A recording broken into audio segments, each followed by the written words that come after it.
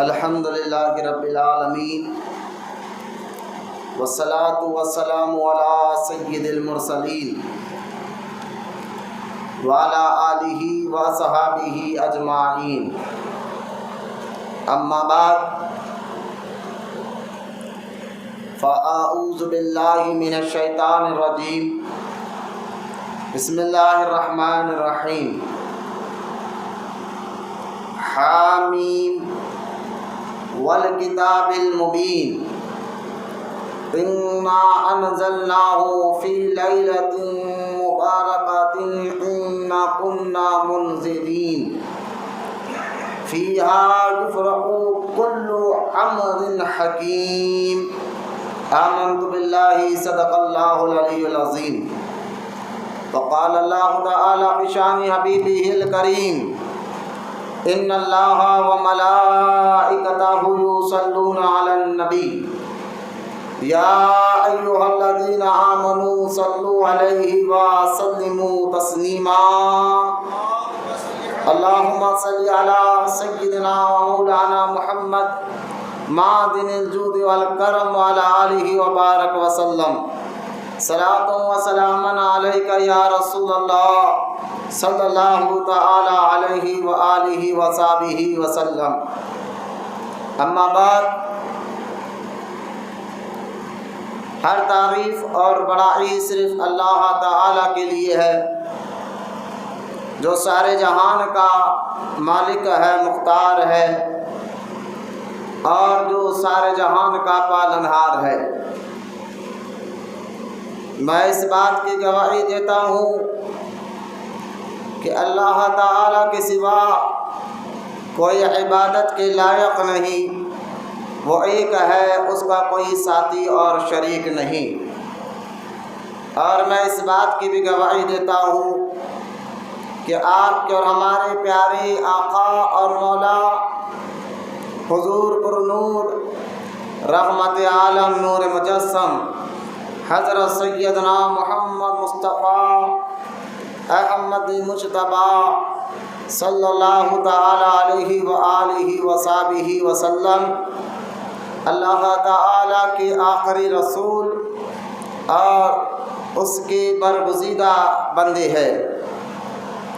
اللہ تعالی حضور اکرم نور مجسم رحمت عالم صلی اللہ تعالی علیہ وآلہ وصحبہ وسلم پر، اہل بیت، صحابہ اکرام، تابعین اور تبع تابعین، اولیاء امت پر قیامت تک بکثرت رحمتی اور برکتی نازل فرماتا رہے۔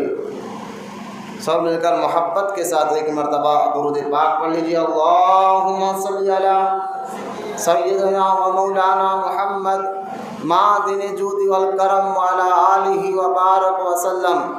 صلاۃ و سلام علیک یا رسول اللہ صلی اللہ تعالی علیہ وآلہ وصحبہ وسلم۔ معزز سامعین، نوجوان ساتھیوں، بزرگوں، السلام علیکم ورحمۃ اللہ وبرکاتہ۔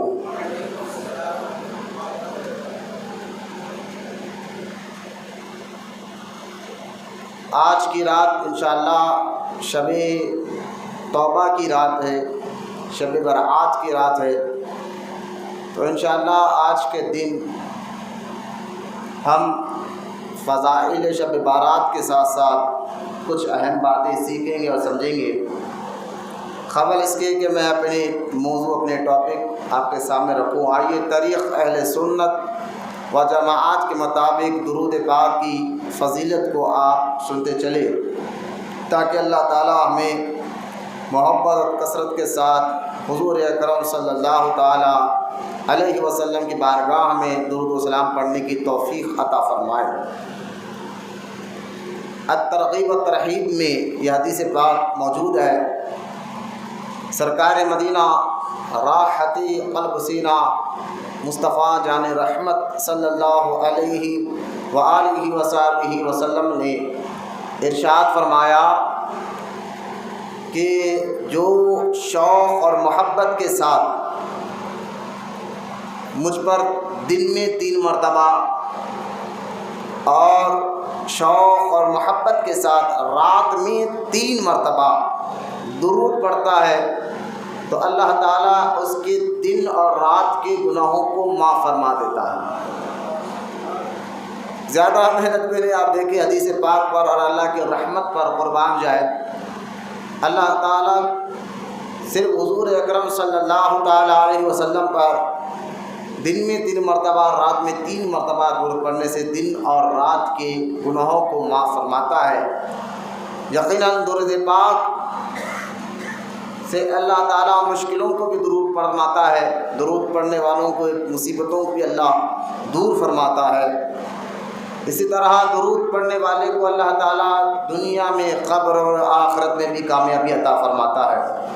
بے شمار احادیث پاک بڑے بڑے اکابرین نے اپنی کتابوں میں لکھا ہے، جیسا کہ علامہ یوسف نبھانی جو فلسطین میں آپ کا مزار مبارک ہے، علامہ یوسف نبھانی رضی اللہ تعالیٰ عنہ اپنی کتاب سعادت الدارین میں 2 جلدوں میں آپ نے یہ کتاب لکھی تھی اور آج بھی مارکیٹ میں ملتی ہے۔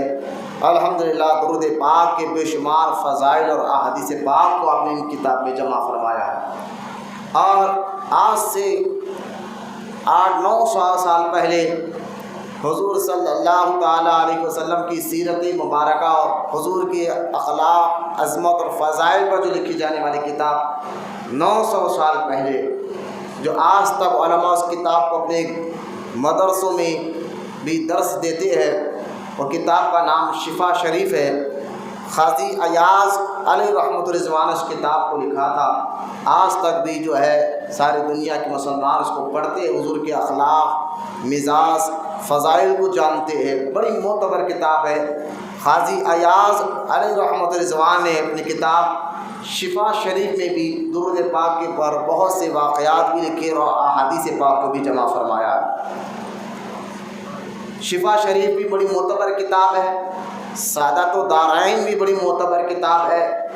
ابھی جو میں نے حدیث آپ کو سنائی ہے الترغیب والترہیب، اس کتاب کا نام ہے، یہ بھی بڑی معتبر، پوری دنیا میں معتبر یعنی مضبوط کتاب ہے۔ اس کتاب سے میں نے آپ کو حدیث پاک سنائی لکھی ہوئی کہ سرکار دو عالم علیہ الصلوۃ والسلام نے فرمایا، جو دن میں مجھ پر 3 مرتبہ اور رات میں مجھ پر 3 مرتبہ درود پڑھتا ہے، اللہ تعالیٰ دن اور رات کے گناہوں کو معاف فرما دیتا ہے۔ دعا کرتے اللہ تعالیٰ ہم تمام کو کہنے سننے سے زیادہ عمل کی توفیق عطا فرمائے۔ آئیے محبت اور عقیدت کے ساتھ پیارے آقا کریم صلی اللہ تعالیٰ علیہ وسلم کی بارگاہ اقدس میں درود پاک کا نذرانہ پیش کریں۔ سب مل کر پڑھیے اللہم صلی علی سیدنا و مولانا محمد معدن الجود والکرم وعلی آلہ وبارک وسلم، صلاۃ و سلام علیک یا رسول اللہ صلی اللہ تعالی علیہ وآلہ وصحبہ وسلم۔ سورۃ دخان کی میں نے آیت مبارکہ آپ کے سامنے پڑھی ہے، جس میں اللہ تعالیٰ ارشاد فرما رہا ہے حامیم انا انزلناہ فی لیلۃ مبارکہ۔ جہاں اللہ تعالیٰ جو ارشاد فرما رہا ہے حامیم، اگر آپ اس کا معنی اور ترجمہ دیکھیں گے تو قرآن پاک میں کچھ ایسے آیات بھی ہے جس کا معنی اور ترجمہ آج تک کسی کو نہیں معلوم۔ اس آیت کا معنی اور ترجمہ صرف اللہ جانتا ہے، اور اللہ کے بتانے سے ہمارے پیارے آقا کریم صلی اللہ تعالیٰ علیہ وسلم جانتے ہیں۔ قرآن میں آپ سمجھ رہے بات کو، قرآن میں کچھ ایسی آیتیں ہیں جس کا معنی آج تک کسی کو نہیں معلوم، اس کا معنی صرف اللہ جانتا ہے، اور اللہ کے بتانے سے ہمارے پیارے آقا صلی اللہ علیہ وسلم جانتے ہیں۔ آپ کہیں گے کون سی آیت ہے جس کا معنی آج تک کسی کو نہیں معلوم؟ کیونکہ قرآن اللہ کا کلام ہے، کلام ہو اللہ کا، اور اس کا بغیر معنی ہو یہ ہو نہیں سکتا۔ یعنی آپ کچھ بات کر رہے ہیں اور اس کا کوئی مطلب ہی نہیں ہے، تو ایک عام آدمی ہوتا ہے یہ کیسے ہو سکتا ہے بھائی کچھ مطلب والی بات کرو، بے مطلب تو آپ ہی بات کرنے کو پسند نہیں کرتے. تو اللہ تعالیٰ تو ہر عیب سے پاک ہے، اللہ ہر عیب سے پاک ہے. بے مطلب کی باتیں ہم اور آپ کر لیتے ہیں، لیکن عقل مند آدمی کہتا ہے کہ بھائی کچھ مطلب کی بات کرو، کہ بے مطلب کی بات کیوں کر رہا ہے. یہ ہم اور آپ مذاق یہ کچھ کا معاذ اللہ کر لیتے ہیں، لیکن اللہ ان تمام چیزوں سے پاک ہے. تو اللہ کا کلام ہو اور بے مطلب ہو، یہ ہو نہیں سکتا. لہٰذا اللہ تعالیٰ کا یہ کلام اور اس کا معنی اور مفہوم جو ہے قرآن پاک کا ترجمہ، تو میں آپ کو یہی تو آپ کو سمجھانا چاہتا ہوں. قرآن پاک میں کچھ ایسے آیات ہے جس کا معنی آج تک کسی کو نہیں معلوم، صرف اللہ جانتا ہے، اس کے رسول جانتے ہیں. وہ آیات کو قرآن پاک میں آیات متشابہات کہتے ہیں، جس کا معنی نہیں معلوم. آیات دیکھیں، اگر قرآن پاک کی آیات اگر آپ دیکھیں، قرآن میں 30 پارے اور 114 سورتیں ہیں، اور آیات کتنے ہیں قرآن میں؟ 6666 آیات ہیں. 6666 آیات قرآن پاک میں ہے. اور قرآن کی ہر آیت پر، یعنی 6666 آیت، ہر آیت پر ایمان لانا ہمارے لیے ضروری ہے. کسی ایک آیت کا بھی انکار کرنے والا کافر ہو جاتا ہے. قرآن کی کسی ایک آیت کو بھی اگر آپ کہیں گے میں نہیں مانتا، تو آپ دائرۂ اسلام سے باہر ہو، کیونککہ آپ کے لیے شرط ہے کہ قرآن کو مانیں، ساری آیتوں کو مانیں. ٹھیک ہے؟ تو قرآن میں جو 6666 آیات ہے، ان آیتوں میں 2 قسموں کی آیت ہے. بہت آسان کر کے میں سمجھانے کی کوشش کر رہا ہوں تاکہ اللہ آپ کو سمجھنے کی توفیق عطا فرمائے. وہ 2 قسم کی آیات کون سی ہے؟ ایک ہے آیت متشابہات، اور ایک ہے آیات قرآن کے محکم متشابہات. یہ 2 چیزیں ذہن میں رکھیں آپ. آیات محکم وہ ہے جس کا معنی اور مطلب قرآن میں موجود ہے، کیونکہ اللہ جو بیان کر رہا ہے اس کا معنی بھی ساتھ میں لکھا ہوا ہے، اور حضور نے بیان بھی فرما دیا. تو جس قرآن کی جو آیتوں میں معنی ہو، مطلب ہو، عوام پڑھ رہی ہے اس کے نیچے اردو ترجمہ، اس آیات کو آیات محکم کہتے ہیں. یعنی اس کا معنی ہے، اردو میں لکھا ہوا بھی ہے، حضور نے بتایا بھی ہے، صحابہ نے بھی بتایا ہے. تو جو آیت کا معنی بتا دیا گیا اس کو آیت محکم کہتے ہیں. اور جو آیت قرآن میں آیت متشابہات ہے، اس کے نیچے معنی آج تک بھی لکھا ہوا نہیں ہے. جیسے کہ آپ اردو کا ترجمہ قرآن پاک کا آپ لیتے ہیں، تو قرآن کا ترجمہ اردو والا اگر آپ پڑھیں، تو میں کہتا ہوں پہلے تو یہ یاد رکھیں کہ ہم قرآن کا ترجمہ صرف اور صرف علماء اہل سنت کا پڑھیں گے. اردو ترجمے میں وہابی غلطی کرتے ہیں. قرآن میں کوئی تبدیلی نہیں کر سکتا، عربی کو ہے کیونکہ اللہ کا کلام ہے، تو اس میں کوئی گڑبڑی نہیں کر سکتا. لیکن اس کا معنی، اس کو اردو ترجمہ کہتے ہیں، وہاں غلط معنی لکھا دیتے ہیں، غلط مطلب بتا دیتے ہیں. تو کیونکہ جو قرآن کا اردو ترجمہ سنیوں نے بھی کیا ہے، وہابیوں نے بھی کیا ہے، لیکن اگر آپ وہابیوں والا ترجمہ پڑھیں گے تو آپ کا ایمان جا سکتا ہے، کیونکہ بدعقیدہ اور وہابی قرآن کا معنی اور مطلب، یعنی قرآن بتاتا کچھ ہے اور ہے، یہ سمجھاتے کچھ اور ہے.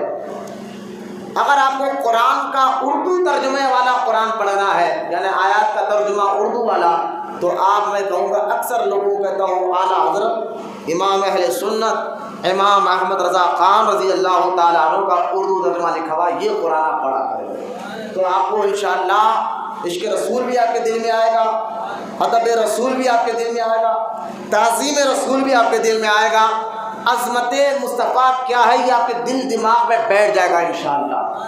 اگر وہابیوں والا جو انہوں نے ترجمہ کیا ہے اردو اگر آپ وہ پڑھیں گے تو معاذ اللہ آپ کا ذہن کیا ہو جائے گا، معاذ اللہ نبی ہماری طرح تھے، بڑے بھائی کی طرح تھے، عام آدمی تھی، نائب تھے، سیکریٹری تھے، اس طرح کی مثالیں دے دے کر وہ ہمارے دل و دماغ میں سے ایک نبی کا رعب دبدبہ جو ہونا چاہیے وہ نکال دیتے۔ تو لہٰذا بد عقیدہ وہابیوں کا کبھی بھی لکھا ہوا ترجمہ نہ پڑھے تو آپ غور کریں، آیت محکم وہ ہے جس کا اردو ترجمہ آپ کو مل جائے گا، لیکن آیت متشابہات وہ ہے جس کا ترجمہ نہیں ہے۔ کچھ آیت قرآن میں ایسے جس کا معنی اور مطلب صرف اللہ جانتا ہے، اللہ کے بتانے سے ہمارے نبی جانتے ہیں۔ آپ بولیں گے کون سی آیت ہے جس کا ترجمہ نہیں کیا گیا اور اس کا معنی نہیں لکھا جاتا؟ جیسا کہ آپ دیکھیں الف لام میم، یا آیت متشابہات ہے، آپ پڑھ کر دیکھیں الف لام میم، اس کا معنی آپ کو لکھا ہوا نہیں ملے گا۔ کاف ہا یا عین صاد، اس کا معنی آپ کو جو ہے قرآن میں نہیں ملے گا۔ یہ آیات جو ہے آیت متشابہات ہے۔ اسی طرح جو سورۃ دخان کی میں نے جو آیت پڑھی ہے حامیم، یہ بھی آیت متشابہات ہے۔ اس کے نیچے ترجمہ لکھا ہوا نہیں ہے، اس کا معنی کیا ہے؟ بغیر معنی کوئی کلام ہو ہی نہیں سکتا۔ اللہ کا معنی ضرور ہے لیکن کچھ خاص بات ہے جو اللہ حضور کو بتا رہا ہے۔ اس کی ایک مثال آپ دیکھیں، میں اکثر دیتا ہوں، دو دوست تھے بڑے پڑھے لکھے، اور ایک دوست کہہ رہا کہ میں جا رہا ہوں فلاں کام سے، اور اپنے دوست کو جاتے جاتے یہ بولے دیکھ بھائی میں جا رہا ہوں، اور اگر میں خط لکھوں گا تجھے تو پہلا جب میں خط لکھوں گا اس میں صرف میں جیم لکھوں گا۔ آپ کو اتنا تو جانتا ہے الف با تا سا پڑھ ہا جیم، جیم آتا ہے، اور ایک خط لکھوں گا تو خاف لکھوں گا۔ تو اس نے کہا بھائی اس کا مطلب کیا ہے؟ تو دوسرے دوست نے کہا اگر میں خاف لکھ دوں تو اس کا مطلب ہوگا میں خیریت سے ہوں، ٹھیک ہے، اور میں جیم لکھ دوں تو سمجھ جائے گا کہ میں جلدی آنے والا ہوں، ٹھیک ہے۔ وہ چلا گیا دوست، کئی دن کے بعد خط آیا اور اس کو خط لا کر دیا گیا، تو خط میں پورے سفید پیپر میں ایک لفظ لکھا ہوا ہے خاف۔ تو دوسرے لوگوں نے کہا یار تیرے دوست نے ایسا کیسا خط لکھا، اور لکھا پہ تو خالی ایک لفظ لکھا خاف، کیا مطلب ہے؟ تو وہ دوست سمجھ گیا بھائی مطلب کیا میں جانتا ہوں، خاموش رہے، اس کا مطلب کیا ہے میں جانتا ہوں، خاموش رہے۔ پھر کئی دن کے بعد خط آیا اور اس خط میں لکھا تھا جیم۔ اب سب لوگ بولے بھائی اس میں تو کچھ لکھا نہیں، خالی جیم لکھا ہوا ہے۔ تو وہ دوسرا دوست کہتا میں سمجھ گیا میرا دوست مجھے کیا کہنا چاہ رہا۔ یہ مثال میں نے آپ کو دی سمجھانے کے لیے۔ اسی طرح جب جبریل علیہ السلام یہ آیت لے کر زمین پر آئے اللہ کے حکم سے اور حضور کو آ کر کہا الف، تو سرکار نے فرمایا میں جانتا ہوں، جبریل آگے بولو۔ تو فرمایا لام، حضور نے فرمایا جبریل میں جانتا ہوں آگے بولو۔ فرمایا میم، سرکار نے فرمایا جبریل میں جانتا ہوں آگے بولو۔ لہذا الف لام میم کا ترجمہ آج تک نہیں کہا، لیکن اس کا معنی جبریل بھی نہیں جانتے، صرف اللہ جانتا ہے، اور اللہ کے بتانے سے ہمارے نبی جانتے ہیں۔ لہذا قرآن میں بعض آیات ایسے ہیں جس کو آیات متشابہات کہتے ہیں، اس کا معنی آج تک کوئی مولوی نہیں کر سکا، کوئی مفتی نہیں کر سکا، کوئی مفسر نہیں کر سکا۔ اس کا حقیقی معنی، ان آیات کا حقیقی مطلب صرف اللہ جانتا ہے، اللہ کے بتانے سے نبی جانتے ہیں۔ اب اس سے اندازہ کر لے کہ اللہ تعالیٰ نے ہمارے آقا صلی اللہ علیہ وسلم کو کیسا علم عطا فرمایا ہے۔ بعض لوگ کہتے ہیں میں قرآن پورا پڑھا، سب جانتا ہوں، میں وہاں بھی کہتے اکثر میں سب جانتا ہوں قرآن میں کیا ہے کیا نہیں، میں بہت بار قرآن پڑھا ہوں۔ تو اس کو بولا اچھا جناب ذرا بتا تو صحیح، الف لام میم کا معنی جانتے ہو؟ کاف ہا یا عین صاد کا معنی جانتے ہو؟ حامیم کا معنی جانتے ہو؟ انہوں نے یہ معنی تو میں نہیں جانتا۔ میں نے کہا پورا مکمل قرآن تجھے بھی نہیں معلوم، صرف اللہ کو معلوم اور اللہ کے بتانے سے ہمارے رسول کو معلوم ہے۔ تو نبی کے برابر علم میں بھی برابر نہیں ہو سکتا۔ لہذا جو سورۃ دخان کی میں نے آیت پڑھی ہے یہ آیت متشابہات ہے، جس میں اللہ فرما رہا ہے حامیم، اب اس کا معنی جو ہے صرف اللہ جانتا ہے اور اللہ کے بتانے سے نبی جانتے ہیں، ٹھیک ہے۔ اب آگے دوسری آیت پر چڑھے، سورہ دخان کی آیت، اللہ فرما رہا انا انزلناہ فی لیلۃ مبارکہ، اللہ فرما رہا ہے کہ بے شک انزلناہ ہم نے نازل کیا، انا انزلناہ فی لیلۃ، لیل کہتے ہیں رات کو، لیل کس کو کہتے ہیں عربی میں؟ رات کو۔ انا انزلناہ فی لیلۃ مبارکہ، ہم نے بے شک ہم نے رات میں، مبارک رات میں، انا انزلناہ فی لیلۃ مبارکہ، ہم نے مبارک رات میں قرآن کو اتارا ہے، بولے محبت سے سبحان اللہ، مبارک رات میں قرآن کو اتارا ہے۔ اب یہاں سوال یہ اٹھتا ہے کون سی رات ہے جو قرآن میں اس کا ذکر ہو رہا ہے؟ انا انزلناہ فی لیلۃ مبارکہ، وہ کون سی رات ہے جس میں اللہ فرمایا کہ مبارک رات میں ہم نے قرآن کو اتارا ہے؟ تو لہٰذا اب یہاں تفسیر آپ کو پڑھنا پڑے گا، وہ مبارک رات سے مراد شب قدر ہے یا شب بارات ہے؟ معنی کیا ہے؟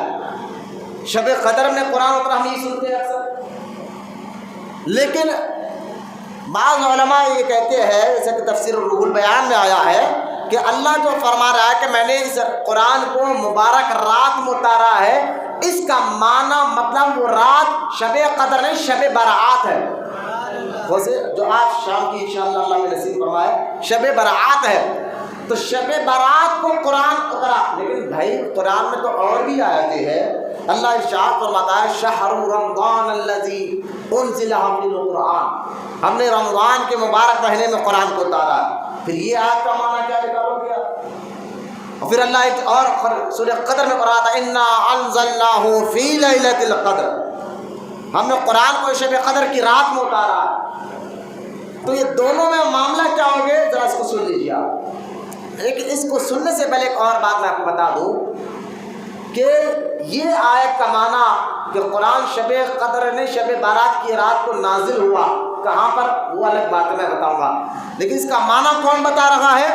حضرت سیدنا عبداللہ بن عباس رضی اللہ تعالیٰ عنہ۔ عبداللہ بن عباس رضی اللہ تعالیٰ عنہ فرماتے ہیں کہ انا انزلناہ فی لیلۃ مبارکہ، بے شک ہم نے مبارک رات کو قرآن اتارا ہے، اس مبارک رات سے مراد شب برات ہے۔ عبداللہ بن عباس کا یہ قول امام طبری نے لکھا، تفسیر طبری میں یہ قول حضرت عبداللہ بن عباس کا ان کے شاگرد حضرت اکرمہ عبداللہ بن عباس کے شاگرد تھے، تو عبداللہ ابن عباس نے اپنے شاگرد کو بتایا کہ اے اکرمہ، جو اللہ یہ کہہ رہا ہے انا انزلناہ فی لیلۃ مبارکہ کہ ہم نے قرآن کو مبارک رات میں اتارا ہے، وہ کون سی رات ہے؟ تو آپ نے اپنے شاگرد کو کہا وہ رات شب برات ہے۔ یہاں عبداللہ بن عباس کا یہ قول میں اس لیے آپ کے سامنے بیان کر رہا ہوں کہ حضرت سیدنا عبداللہ ابن عباس صحابی رسول ہے، محبت سے بولے سبحان اللہ، صحابی رسول ہے ایک، اور دوسرے آل رسول بھی ہے، حضور کے خاندان سے تعلق نہیں تھا۔ حضرت سیدنا عباس جو حضور کے سگے چاچا ہے، حضرت عباس رضی اللہ تعالیٰ عنہ، حضور ان کا اتنا ادب کرتے تھے، ان سے محبت ادا کرتے تھے، حضور خود محبت کرتے تھے، یہاں تک کہ حضرت عباس رضی اللہ تعالیٰ عنہ کے بارے میں امام بخاری نے اپنی کتاب الادب المفرد میں، امام بخاری کی لکھی ہوئی کتاب ہے الادب المفرد، اس کتاب میں حضرت امام بخاری نے لکھا کہ جب حضرت عباس کو دیکھ کر حضرت مولائے کائنات علی مرتضیٰ رضی اللہ تعالیٰ عنہ حضرت عباس کا ہاتھ بھی چوما کرتے تھے اور پیر بھی چوما کرتے تھے۔ یہ امام بخاری نے لکھا، بخاری نے الادب المفرد میں اپنی کتاب میں یہ حدیث پاک کو نقل فرمایا کہ حضرت مولا علی حضرت عباس کا ہاتھ بھی چوما کرتے تھے اور پیر بھی چوما کرتے تھے۔ یہاں سے ایک مسئلہ حل بھی ہو گیا، جو مرید اپنے پیر کا ہاتھ اور پیر چومتے لوگ پریشان ہو جاتے ہیں، تو اس میں پریشانی کی بات نہیں ہے کہ ہمارے بڑوں کا ادب کیسے کرنا ہے، یہ اسلام نے ہمیں بتایا۔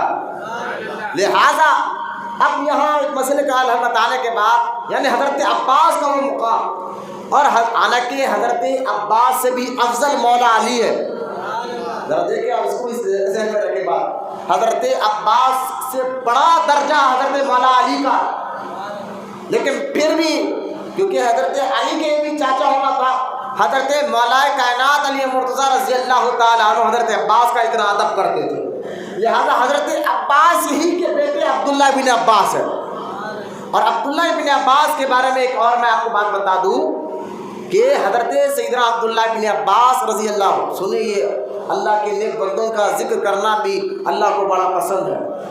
حضرت سعید بن مسیب رضی اللہ تعالیٰ عنہ، یہ بہت بڑے تابعی بزرگ گزرے ہیں، نام ان کا سعید بن مسیب ہے رضی اللہ تعالیٰ، اور اتنے بڑے بزرگ ہیں، سنن دارمی میں امام دارمی لکھتے ہیں کہ سعید بن مسیب رضی اللہ تعالیٰ عنہ جب مدینے میں تھے، یزید کی فوج نے کربلا کے واقعے کے بعد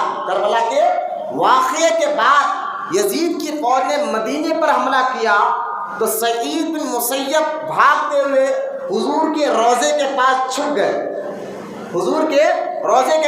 گئے، یزید نے جب فوج کو بھیج کر مدینہ منورہ میں حملہ کرانے لگایا تو 3 دن کا وہاں کرفیو لگ گیا تھا، سمجھانے کے لیے کرفیو بول رہا ہوں، پورا روڈ سناٹا، گھر کے باہر نکل نہیں پا رہے تھے، مسجد نبوی بند تھی، 3 دن تک کرفیو کا معاملہ تھا مدینہ منورہ میں جب یزید کی فوج نے حملہ کیا تھا معاذ اللہ۔ اور سعید بن مسیب کہتے ہیں کیونکہ میں حضور کے قبر شریف کے پاس جا کر چھپ گیا تھا، اب مجھے نماز کا وقت سمجھ میں نہیں آ رہا تھا، لیکن خدا کی عزت و جلال کی قسم سعید بن مسیب رضی اللہ تعالیٰ عنہ فرماتے ہیں کہ میں 3 دن حضور کے قبر مبارک کے قریب چھپا رہا، اور تینوں دن نماز کا ٹائم مجھے پتا کیسے چلا؟ لوگوں نے پوچھا تو سعید بن مسیب کہتے ہیں تینوں دن بھی، فجر ہو یا ظہر، عصر ہو یا مغرب یا عشاء، پانچوں ٹائم کی نماز کی اذان مجھے حضور کی قبر مبارک سے آیا کرتی تھی،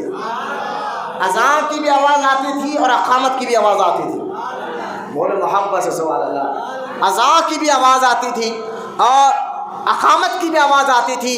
یقیناً میرے اور آپ کے پیارے آقا صلی اللہ تعالیٰ علیہ وسلم اپنی ظاہری زندگی کے ساتھ اپنے قبر میں زندہ ہے، یہ آج کا نہیں، گئی ہوئی بات نہیں ہے، آج کا یہ عقیدہ نہیں ہے، یہ صحابہ کا بھی یہی عقیدہ تھا، تابعین کا بھی یہی عقیدہ تھا، تبع تابعین کا بھی یہی عقیدہ تھا، سارے اولیاء اکرام کا بھی یہی عقیدہ ہے، اور اہل سنت و جماعت کا بھی یہی عقیدہ ہے۔ اب غور کریں، سعید بن مسیب اتنے بڑے بزرگ ہیں جو 3 دن فرماتے، سنن دارمی میں امام دارمی نے اس روایت کو لکھا ہے، فرماتے کہ میں حضور کے قبر شریف سے، حضور کے مزار مبارک سے جو ہے اذان کی آواز سنتا تھا اور اقامت کی بھی آواز سنتا تھا۔ اتنے بڑے بزرگ سعید بن مسیب سے کسی نے پوچھا کہ آپ یہ بتائیے کہ اللہ کے نیک بندے جیسے ابو بکر ہے، عمر ہے، عثمان غنی ہے، مولا علی ہے، صحابہ کرام ہے، ان محبوب بندوں کے ذکر کرنے سے ہمیں فائدہ کیا ہے؟ کیا فائدہ ہوتا ہے ان کا ذکر سننے سے اور کرنے سے؟ تو حضرت سعید بن مسیب فرماتے ہیں جو اللہ کے محبوب بندے، خاص طور ابو بکر اور عمر اور عثمان اور علی اور صحابہ سے محبت بھی کرے اور ان کا ذکر بھی کرے، محبت بھی کرے اور ان کا ذکر بھی کرے، تو اللہ تعالیٰ قیامت کے دن اس کو بغیر حساب و کتاب کے جنت میں داخل فرمائے گا۔ بولے محبت سے سبحان اللہ۔ تو اللہ کے نیک بندوں کے ذکر سے، دیکھو حدیث میں بھی ہے، اللہ کے رسول صلی اللہ علیہ وسلم نے فرمایا جہاں جس جگہ پر اللہ کے نیک اور محبوب بندوں کا ذکر ہوتا ہے وہاں اللہ تعالیٰ کی رحمتوں کا نزول ہوتا ہے، اور وہاں بیٹھنے والے تمام لوگوں کے گناہوں کو اللہ تعالیٰ معاف فرما دیتا ہے۔ خالی محبوب بندوں کا ذکر سننے سے وہاں آپ کے اوپر رحمتوں کا نزول ہوتا ہے، آپ کے گناہوں کو اللہ تعالیٰ معاف فرما دیتا ہے۔ صرف ذکر سننے سے، ان کا نام، ان کون تھے، کہاں آئے تھے، کیسے تھے، ان کا ذکر سننے سے یہ اللہ راضی ہو جاتا ہے۔ تو جہاں اللہ کے ولی خود آرام کر رہے ہو، جہاں ان کی مزار مبارک ہو، وہاں اللہ کی رحمتوں کا کتنا نزول ہوتا ہوگا۔ اللہ ہمارے ایمان اور عقیدے کو مضبوط فرمائے۔ اب دیکھیں، آپ کہہ رہے ہیں مولانا شب بارات کا ذکر ہے، آپ صحابہ کی بات لے کر بیٹھے. میں نے کہا اس لیے لے رہا ہوں آپ کا ایمان بھی مضبوط ہو اور ان شخصیتوں سے محبت کرنے سے فائدہ ہی فائدہ ہے. لہٰذا عبداللہ بن عباس رضی اللہ تعالیٰ عنہ آپ کے بارے میں امام بخاری کتاب التہجد میں ایک واقعہ لکھتے ہیں. امام بخاری شریف جہاں امام بخاری نے تہجد کی نماز کا ذکر لکھا ہے، باب تہجد آپ پڑھ کر دیکھیے. حضرت امام بخاری فرماتے ہیں نبی کریم صلی اللہ تعالیٰ علیہ وسلم رات کے وقت جب نماز تہجد پڑھنے کے لیے اٹھتے تھے. کیوں؟ ذرا میں کو ایک بات اور سن لیجیے. ہم پر نمازیں کتنے فرض ہیں؟ سب مل کر بولے. شرمائے کوئی نہیں، بولے محبت سے کتنے؟ 5 نمازیں. ٹھیک ہے، یہ تو آپ بھی جانتے ہیں. لیکن حضور پر 6 نمازیں فرض تھی. ٹھیک ہے، ہم حضور کے برابر نہیں. جو لوگ کہتے ہیں حضور ہماری طرح تھے، اس کو بولنا اچھا با حضور تمہاری طرح تھے، ذرا نماز کتنے پڑھتے؟ بولے 5 ٹائم. لیکن حضور تو 6 ٹائم کی نماز پڑھتے تھے. ہم پر تو 5 نمازیں فرض ہے، حضور پر 6 نمازیں فرض تھی. اور 6ویں نماز تہجد کی نماز تھی. یہ حضور کے لیے فرض ہے، حضور کے لیے فرض ہے. اگر ہم پڑھیں گے تو ہمارے لیے نفل ہے. لیکن آج تو الٹا ہی دور ہو گیا. اگر کوئی بچہ تہجد کی نماز میں، کیونکہ یہ تہجد کی جو نماز کا وقت ہے، بندہ رات میں سوئے عشاء پڑھ کر پھر آدھی رات کو اٹھ جائے، یعنی نیند کو قربان کرے، اپنے آرام کو قربان کرے اور تہجد میں رب کو پکارنے لگ جائے تو اللہ فرشتوں کے سامنے ناز کرتا ہے کہ نیند کو قربان کر کر آنا. اور دیکھو، اور اس وقت وہ وقت ایسا ہوتا ہے جب سارے لوگ سوتے رہتے ہیں، ایک اللہ کا محبوب بندہ تہجد پڑھ رہا ہے تو اللہ تعالیٰ فرشتوں سے سامنے ناز بھی کرتا ہے اور ان کی دعاؤں کو قبول بھی فرماتا ہے. تو وہ وقت ایسا ہے. لیکن آج تو علم سے دور کا ہے، علم دین سے دور کا ہے. آج کل اگر کوئی بچہ یا کوئی لڑکی نماز تہجد پڑھے تو 2 مقصد سے پڑھتے ہیں. بات تو کہتے ہیں تہجد پڑھے تو ہمارا بھی فلاں کام ہو جائے گا. ارے بھائی ٹھیک ہے، کام ہوگا، لیکن اصل مقصد نماز پڑھنے کا، چاہے تہجد ہو چاہے نماز کوئی بھی عبادت ہو، آپ کی نیت ہمیشہ ایک ہونا چاہیے، وہ نیت اللہ کی رضا کے لیے. یہ سوچ رہا. تو بعض تو خیر تہجد اس لیے پڑھتے ہیں اور بعض تو ہمارے پاس آئے، اماں بولے مولانا میرا بچہ رات میں تہجد پڑھ رہا. میں نے کہا اچھی بات ہے نا اماں، آپ کا بچہ، آپ کی بچی اگر تہجد کی نماز پڑھ رہی ہے، فرض نماز کے ساتھ ساتھ پڑھ رہی ہے، اچھی بات. ارے نہیں، اگر آپ پڑھے تو جن حاضر ہو جاتا، وہ کوئی موکل آ جاتا، کہتے جنات آ جاتا. لا حول ولا قوت الا باللہ العظیم. کون بولے گی اماں یہ بات؟ آپ کو اللہ کی عبادت کرو، کوئی جن آ کر آپ کو پاگل کر دے گا. ہے اللہ کی آپ عبادت کریں، کوئی آپ کو آ کر پاگل کر دے گا. ایسا ہرگز نہیں ہے. آج کل لوگ دین سے دوری کی وجہ سے نئی نئی باتیں پیدا کر دیتے ہیں. نہیں تہجد پڑھے تو جن آتا ہے، موکل آتا ہے. ایسا کچھ نہیں ہے. تہجد کا وقت وہ وقت ہوتا ہے کہ بندہ اپنے آرام کو، اپنے نیند کو اللہ کے لیے قربان کر دیتا ہے، اللہ کے لیے قربان کر دیتا ہے. اور کر کر جب عبادت کرتا ہے نا تو اللہ بھی راضی بھی ہوتا ہے اور اس کے دعاؤں کو بھی قبول فرماتا ہے. لہٰذا ایسا کوئی بات نہیں ہے کہ تہجد میں معاذ اللہ ایسا ہوتا ہے. لہٰذا اب خیر میں حضور کے لیے بات بتا رہا تھا. حضور کے لیے نماز تہجد فرض تھی صلی اللہ علیہ وسلم. سرکار امام بخاری لکھتے ہیں کہ حضور تہجد کی نماز کے لیے جب اٹھتے تو عبداللہ بن عباس اس وقت ان کی عمر 5 یا 6 سال تھی. ذرا محبت سے بولی سبحان اللہ. کون آنا جا رہا؟ میرے ایک بات پر آپ غور کریں، ذرا آپ دیکھیں. عبداللہ بن عباس کے بارے میں امام بخاری لکھتے ہیں کہ جیسا ہی حضور تہجد کی نماز کے لیے کرتے تو حضور کے لیے وضو کا پانی لا کر عبداللہ بن عباس دیا کرتے. ہاں، صحابہ اکرام حضور کی خدمت میں رہتے تھے. جیسا کہ حضرت عبداللہ بن عباس کے بارے میں آتا کہ حضور کے لیے تہجد کی نماز میں پانی لا کر دیا کرتے تھے.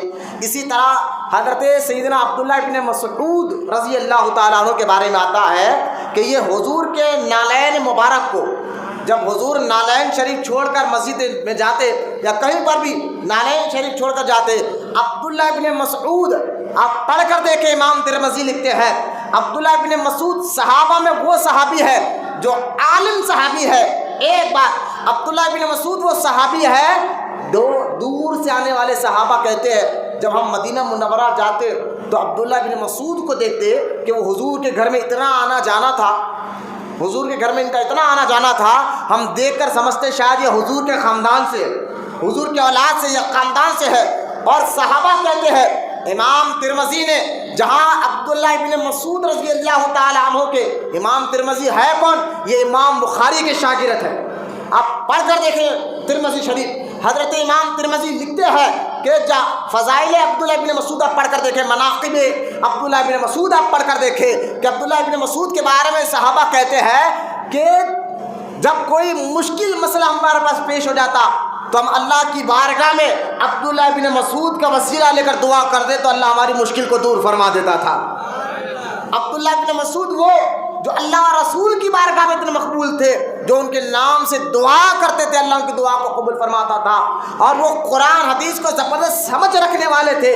آپ جانتے ہیں عبداللہ ابن مسعود کو یہ ساری برکتیں ملی کیسے ہے؟ تو آپ حدیث پڑھ کر دیکھیں. عبداللہ ابن مسعود کہتے ہیں میں حضور کی نالین کو لے لیتا. بولو نا سبحان اللہ. اور حضور دیکھیں جب نالین اپنے جوتی مبارک کو چھوڑتے ہوں گے، جب سرکار صلی اللہ علیہ وسلم چلتے ہوئے آ رہے ہیں تو زمین کی خاک بھی تو تلوے کو لگی ہوگی نا. اور وہ خاک بھی کیا خاک ہے جس خاک کی قسم اللہ قرآن میں یاد فرماتا ہے. بولنا سبحان اللہ. اللہ فرماتا ہے لا اقسم بہذا البلد وانت حل بہذا البلد، محبوب شہر مکہ کی قسم. اور یہ قسم میں اس لیے یاد کر رہا ہوں کہ اس لیے نہیں کہ یہاں کعبہ ہے، یہاں آب زمزم ہے، یہاں عرفات ہے، یہاں مینا کا میدان ہے، نہ اس لیے قسم یاد کر رہا ہوں وانت حل بہذا البلد، یہاں تو پیدا ہوا ہے. بولو نا محبت سے سوال. وہابیوں کبھی قرآن کی آیت پڑھ کر بھی لوگوں کو سمجھاؤ. جہاں قرآن میں تم نماز روزہ حج زکوٰۃ کہتے یقیناً اس کا کوئی انکار نہیں کرتا، لیکن جہاں قرآن میں نماز روزہ حج زکوٰۃ کے بارے میں ہے، میں نے کہا وہاں قرآن میں یہ آیت بھی ورفعنا لک ذکرک، یہ بھی تو قرآن کی آیت ہے جس میں اللہ فرما رہا ہے محبوب ہم نے تیرے ذکر کو تیرے خاطر بلند کر دیا ہے. جہاں قرآن میں اللہ یہ کہتا ہے واقیموا الصلاۃ، نماز قائم کرو، وہاں اللہ قرآن میں یہ بھی تو کہتا انا اعطیناک الکوثر، محبوب ہم نے تجھے بے شمار خوبیاں عطا فرمائے ہیں. جہاں قرآن میں اللہ روزے کا حکم عطا فرماتا ہے، لیکن وہاں قرآن میں اللہ یہ بھی تو کہتا ہے والضحیٰ، محبوب تیرے چہرے کی قسم، واللیل، محبوب تیرے زلفوں کی قسم. اللہ یہاں تک قرآن میں فرماتا ہے محبوب سب تو یہ چاہتے ہیں کہ میں راضی ہو جاؤں. آدم چاہتے کہ اللہ راضی ہو جائے علیہ السلام، موسیٰ علیہ السلام چاہتے تھے کہ اللہ راضی ہو جائے، ابراہیم علیہ السلام چاہتے تھے اللہ راضی ہو جائے، زکریا علیہ السلام چاہتے تھے اللہ راضی ہو جائے، اسماعیل علیہ السلام چاہتے تھے اللہ راضی ہو جائے، عیسیٰ علیہ السلام چاہتے تھے اللہ راضی ہو جائے، نوح علیہ السلام چاہتے تھے اللہ راضی ہوتا ہے، ہم بھی چاہتے کہ اللہ راضی ہو جائے. ساری کائنات تو یہ چاہتی ہے اللہ راضی ہو جائے، اور اللہ قرآن میں فرماتا ہے وَلَسَوْفَ يُعْطِيكَ رَبُّكَ فَتَرْضَىٰ، محبوب ساری کائنات تو چاہتی ہے کہ میں راضی ہو جاؤں، اور رب کہتا مصطفیٰ میں چاہتا ہوں کہ تو راضی ہو جائے. میں نے کہا یہ قرآن کی آیت ہے یا نہیں ہے؟ بولے ہے. بھلا یہ پڑھ کر پبلک کو سمجھاؤ. عظمت مصطفیٰ بتاؤ. جہاں یہ قرآن صرف ہم بڑھ چڑھ کر تعریف نہیں کر رہے، میں نے کہا یہ قرآن کا معنی مطلب بھی تو لوگوں کو سمجھاؤ. الخراج میں آپ کو کیا بتاؤں، حضرت عبداللہ ابن عباس رضی اللہ تعالیٰ عنہ کے بارے میں بتا رہا تھا. عبداللہ ابن مسعود حضور کی نالین مبارک کو، یہ واقعہ ذرا سنیے، قاضی ایاز نے شفا شریف میں لکھا. فرماتے کہ عبداللہ ابن مسعود فرماتے جب نالین چھوڑ کر حضور جاتے تو بھائی خاک بھی لگی ہوئی نا.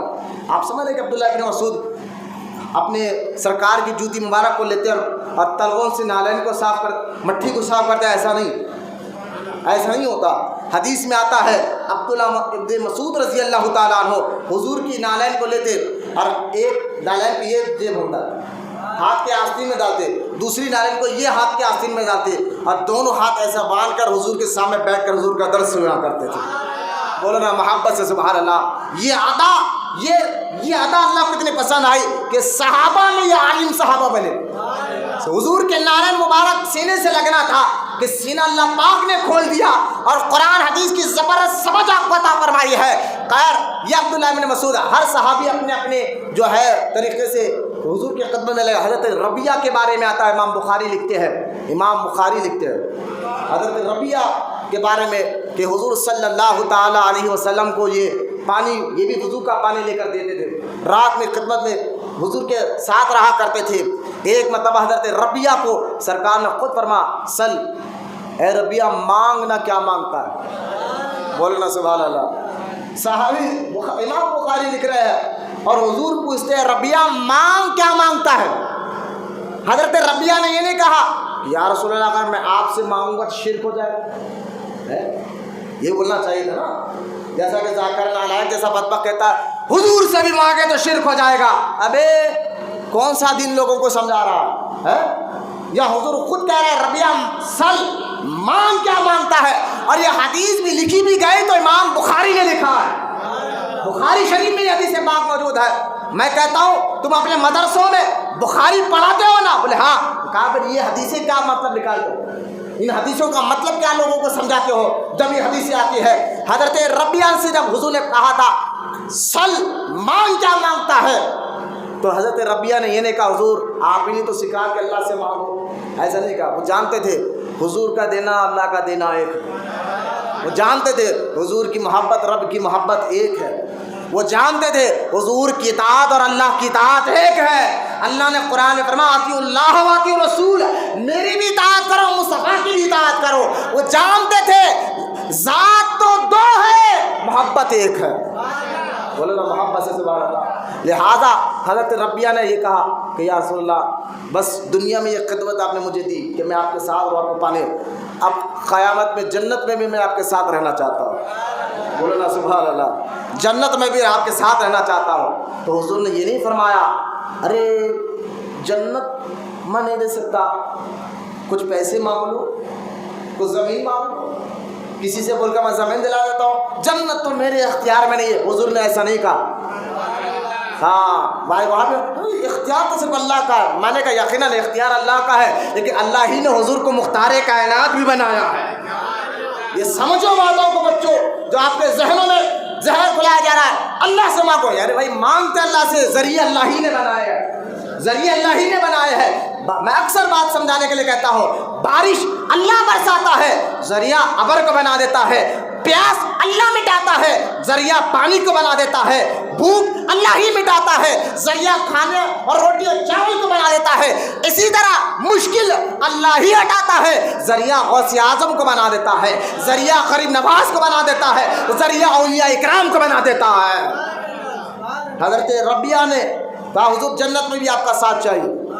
حضور نے فرمایا، حضور نے یہ نہیں کہا میں نہیں کر سکتا، جبکہ حضور فرماتے ہیں، حضور کا اختیار دیکھے، حضور فرماتے ہیں کہ تم لوگ مجھے دو چیز کی ضمانت دے دو، سارے قیامت تک کے مسلمان کے لیے حضور فرما رہے ہیں، غور سے سنو۔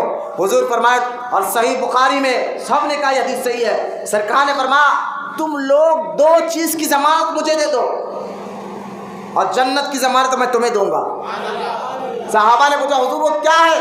فرمایا تم اپنی زبان اور اپنی شرمگاہ کی حفاظت کرو، یہ دو چیز کی تم حفاظت کرو، زبان کی اپنی شرمگاہ کی، تو میں جنت کی ضمانت میں تمہیں دیتا ہوں۔ اب یہی اگر میں کہوں آپ میرا یہ کام کر دیں گے میرا فون میں آپ کو دے دوں تو میں کب دوں گا یہ فون؟ جب میرا ہے۔ اللہ آپ کو سمجھ دے کی توفیق دے، یہ میرے اختیار میں تبھی تو میں کہوں گا نا، جب میرا خود کا ہے، میرے اختیار کا ہے، میں کہوں گا بھائی میرا کام کر تو یہ زمین لے لو۔ اب زمین ایسا تو نہیں ہے کہ زمین اللہ کی قبضہ عبداللہ کا، یہ تو نہیں ہو سکتا نا۔ آپ کو اتنی تو عقل ہے کہ زمین جب آپ کے اختیار کی ہو، پراپرٹی آپ کی ہو، مال آپ کا ہو، گھر آپ کا ہو، تبھی تو آپ کہتے ہیں بھائی یہ کام کر دے یہ گھر لے لے کیونکہ گھر میرا ہے، یہ کام کر دے یہ فون لے لے فون میرا ہے، اس پہ میرا اختیار ہے۔ یقیناً جنت بنائی اللہ نے، اختیار حضور کا عطا فرمایا ہے، جسے چاہے جنت میں داخل فرما دے، جسے چاہے نہ لے جائے، اللہ پاک نے اختیار دیا، بنایا اللہ نے، دیا اختیار حضور کو اللہ ہی نے دیا ہے، بولے محبت سے سبحان اللہ۔ تو لہٰذا سرکار نے فرماتے ہیں اے ربیہ یقیناً میں تجھے جنت میں ساتھ لے جاؤں گا، اور ایک کام کر، اس کا مطلب یہ نہیں ہے کہ جنت میں ساتھ لے جاؤں گا اب تو نمازیں نہیں پڑھے گا، نہیں، نماز بھی پڑھتے رہے، بولو نا سبحان اللہ۔ کہیں نماز کے لیے اس لیے کہا کہیں یہ سستی نہ کر لے، بھائی حضور نے کہہ دیا اب جنت میں جانا ہے نا، کہا نہیں نماز سے میری مدد بھی کرتے رہے، یعنی نماز نہیں چھوڑنا، عبادت نہیں چھوڑنا، جنت میں تجھے ساتھ لے کر ہی جاؤں گا، بولا نا محبت سے سبحان اللہ۔ تو لہٰذا حضرت عبداللہ ابن عباس حضور کی خدمت میں رہتے تھے۔ امام بخاری کہتے ہیں کتاب التہجد میں کہ جب حضرت عبداللہ بن عباس رضی اللہ تعالیٰ عنہ رات میں حضور کے پاس تہجد میں جاتے، پانی میں دیتے، خدمت کرتے، تو سرکار دو عالم صلی اللہ تعالیٰ علیہ وسلم نماز کے لیے جب کھڑتے نا، تہجد کی نماز کے لیے، حضرت عبداللہ بن عباس عمر 5 یا 6 سال کی ہے. کتنے سال کی عمر ہے ان کی؟ 5 یا 6 سال کی عمر ہے. ان کو اپنے بازو کھڑایا، اپنے برابر کھڑا اور برابر کھڑا، رکعت باندھنے گئے. عبداللہ ابن عباس رضی اللہ تعالیٰ عنہ پیچھے آ گئے. سرکار نے رکعت نہیں باندھا تھا ابھی، سرکار نے پھر ان کا ہاتھ پکڑا، اپنے بازو کھڑایا، پھر رکعت باندھا. پھر حضرت عبداللہ ابن عباس پیچھے آ گئے، سرکار نے پھر ان کو پکڑا، بازو کھڑایا، رکعت باندھنا چاہی. عبداللہ ابن عباس پھر پیچھے آ گئے. سرکار دو عالم علیہ السلام نے فرمایا کہ عبداللہ کیا بات ہے، میں تجھے بازو کھڑاتا ہوں اور تو پیچھے چلا جاتا ہے، پھر بازو کھڑاتا ہوں پیچھے کیوں جاتا ہے بار بار. حضرت عبداللہ ابن عباس عمر 5 یا 6 سال کی ہے، لیکن وہ جانتے تھے یہ حضور ہے، ان کے برابر نہیں کھڑا جا سکتا. لہٰذا عبداللہ ابن عباس نے فرمایا یا رسول اللہ میری اوقات کیا ہے کہ میں آپ کے برابر کھڑا رہوں. یاد ہونا چاہیے. آج بھی دیکھیں نا، اچھا آدمی وہی ہوتا ہے جو اپنے استادوں کا ادب جانتا ہے. شریف آدمی وہی ہوتا ہے جو اپنے پیر کا ادب جانتا ہو. شریف آدمی وہی ہوتا ہے جو اپنے ماں باپ کا ادب جانتا ہو، ان کی عزت کرتا ہو، ان کا ادب کرتا ہو. لہذا صحابہ کو معلوم تھا کہ یہ مختار کائنات ہے، ان کے ادب کرو، ان کا راضی اللہ ہو جاتا ہے. ادب کو محبت کرو، ان سے راضی اللہ ہو جاتا ہے. احترام کرو، ان کا راضی اللہ ہو جاتا ہے. حضرت عبداللہ ابن عباس کی ادب کو دیکھ کر حضور خوش ہو گئے. بولو محبت سے سبحان اللہ. حضور خوش ہوئے اور خوش ہو کر جو ہے نا، اے عبداللہ تو کیا چاہتا ہے؟ حضرت عبداللہ ابن عباس نے کہا حضور میں یہ چاہتا ہوں کہ میں اللہ مجھے قرآن اور حدیث کی سمجھ عطا فرمائے. بولنا محبت سے سبحان اللہ. حضرت عبداللہ ابن عباس کے لیے حضور نے دعا فرمائی اللہ کی بارگاہ میں. دعا فرمائی، کیا فرمائی؟ دعا کی اللہ کی بارگاہ میں. اور یاد رکھے دعا جب کوئی بندہ کرتا ہے، آپ بھی کرتے ہوں گے، ہم بھی کرتے ہیں، آپ ہم جب دعا کرتے ہیں، دعا کرنے سے پہلے اس دعا کا خیال دل میں آتا ہے، الفاظ بعد میں آتے ہیں. یا ذہن میں رکھو، آپ پہلے دل میں خیال آتا ہے یار یہ مانگنا ہے، اس کے بعد اس کے الفاظ زبان پہ بعد میں آتے ہیں. اب حضور نے دعا کی ہے، اور حضور کے بارے میں ایک حدیث پاک میں آتا ہے، سیدہ عائشہ صدیقہ رضی اللہ تعالیٰ عنہ فرماتی ہے کہ حضور صلی اللہ تعالیٰ علیہ وسلم اللہ کی بارگاہ میں جو دعا کرتے تھے تو سیدہ عائشہ کہتی ہے دعا کے الفاظ بعد میں آتے ہیں حضور کی زبان پر. اگر حضور دل میں خیال بھی کر لیتے، اللہ اس کام کو بھی پورا کر دیتا تھا. بولو محبت سے سبحان اللہ. خالی حضور کے دل میں خیال آ جاتا نا. جیسا کہ آپ دیکھیں حضور نماز ظہر پڑھا رہے ہیں، 2 رکعت ہو گئی ہے، تیسری رکعت ہے، تیسری رکعت میں حضور کھڑے ہوئے ہیں، دل میں خیال آیا کہ میں کعبے کو اپنا قبلہ بنا لوں. دل میں خیال آیا. اب کیا کرنا چاہیے بتائیے؟ تیسری رکعت چل رہی ہے ظہر کی، 2 رکعت تو ہو گئی. اللہ چاہتا تو یہ کہتا محبوب ٹھیک ہے 1-2 رکعت ابھی پڑھ لیجیے، ظہر ادا کر لیجیے، اس کے بعد کی سنت نفل اور عصر کی نماز آپ جو ہے قبلہ رخ پھیر دیجیے. لہٰذا آپ کعبے کو قبلہ بنا لیجیے. یہ بھی چاہ نہ، ایسا نہیں کہا، بلکہ اللہ تعالیٰ نے فرمایا محبوب ابھی اسی وقت قبلے کو تبدیل کر لے. بولنا محبت سے سبحان اللہ. نماز ہی کی حالت میں سرکار نے قبلے کو تبدیل کیا اور 2 رکعت نماز کعبے کی طرف چہرہ کر دیا. کعبے کی طرف چہرہ کر نماز پڑھا. غور کرے حضور کے دل میں خیال آتا، اللہ اس بات کو پوری کرنے میں جلدی کرتا. اللہ اس بات کو پوری کرنے میں جلدی کرتا. تو جس چیز کے لیے حضور نے دعا کی ہو، اللہ کرے بات سمجھ میں آئے، جس کے لیے حضور نے دعا کی ہو وہ دعا اللہ کی بارگاہ میں کیسے پہنچی ہوگی اندازہ کرے. حضرت عبداللہ بن عباس کے لیے حضور نے دعا فرمائی، اے اللہ عبداللہ بن عباس کو دین کی سمجھ عطا فرما، قرآن کی سمجھ عطا فرما.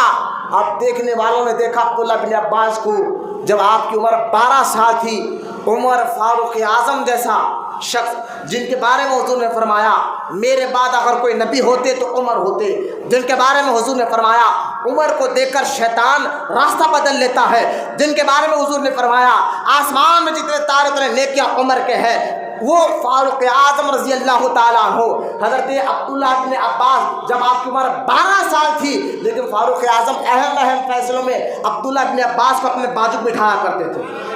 بھائی 12 سال کا بچہ، غور کرے 12 سال کا، اور فاروق اعظم اپنے بازو بٹھایا کرتے تھے۔ دوسرے کہتے ہیں فاروق اعظم سے کہ یہ تو 12-13 سال کا بچہ، آپ اس کو اپنے بازو کیوں بٹھا لیتے ہیں؟ فاروق اعظم نے فرمایا یہ بچہ ضرور ہے لیکن اس کی سمجھ، اس کی عقل، جن کے لیے حضور نے دعا فرمائی ہے، اس کی سمجھ اور اس کی عقل بوڑھوں سے بھی زیادہ ہے۔ مولانا محمد سے سبحان اللہ، بوڑھے لوگوں سے بھی زیادہ ہے۔ یہ میرے سرکار کی دعا کا اثر تھا۔ عبداللہ بن عباس کو اللہ نے قرآن کی زبردست سمجھ عطا فرمائی تھی، حدیث کی زبردست سمجھ عطا فرمائی تھی۔ وہ عبداللہ بن عباس، بولو محمد سے سبحان اللہ، وہ عبداللہ بن عباس رضی اللہ تعالیٰ عنہ فرماتے ہیں کہ اللہ جو قرآن میں سورۃ دخان میں کہہ رہا ہے انا انزلناہ فی لیلۃ مبارکہ، بے شک یہ قرآن مبارک رات کو اتارا گئی ہے، تو عبداللہ بن عباس سے پوچھا گیا کہ آپ بتائیے یہ کون سی رات ہے؟ تو عبداللہ بن عباس نے فرمایا یہ رات شب برات ہے۔ مولانا محمد سے سبحان اللہ۔ لیکن آپ کہیں گے حضرت پھر قرآن میں تو اور بھی آیتیں ہیں جس سے پتہ چلتا ہے کہ قرآن تو شب قدر میں، رمضان مبارک میں اترا، شب قدر میں اترا، آپ کہہ رہے شب بارات میں اترا، تو اس کی تبلیغ بھی ہوتی ہے، اس کی شرح ہونا چاہیے۔ شرح کیا کی؟ علماء فرماتے سنو، قرآن ایک ہی دم پر لوح محفوظ میں اللہ نے محفوظ کر دیا تھا۔ اب قرآن لوح محفوظ سے آسمان میں، پہلے آسمان میں ایک جگہ ہے، پہلے آسمان میں، کہاں پر؟ پہلے آسمان میں ایک جگہ، اس جگہ کا نام بیت النور ہے۔ کیا ہے؟ بیت النور۔ اور ایک روایت میں آتا ہے اس کا نام بیت العزت ہے، وہ جگہ کا نام۔ اور یہ جگہ کہاں ہے؟ کیونکہ لوح محفوظ، لوح کہتے ہیں تختی کو، قلم کو، محفوظ کہتے ہیں تختی کو۔ اللہ تعالیٰ نے قیامت تک کیا ہوگا؟ اللہ نے قلم کو پیدا فرمایا، کس کو؟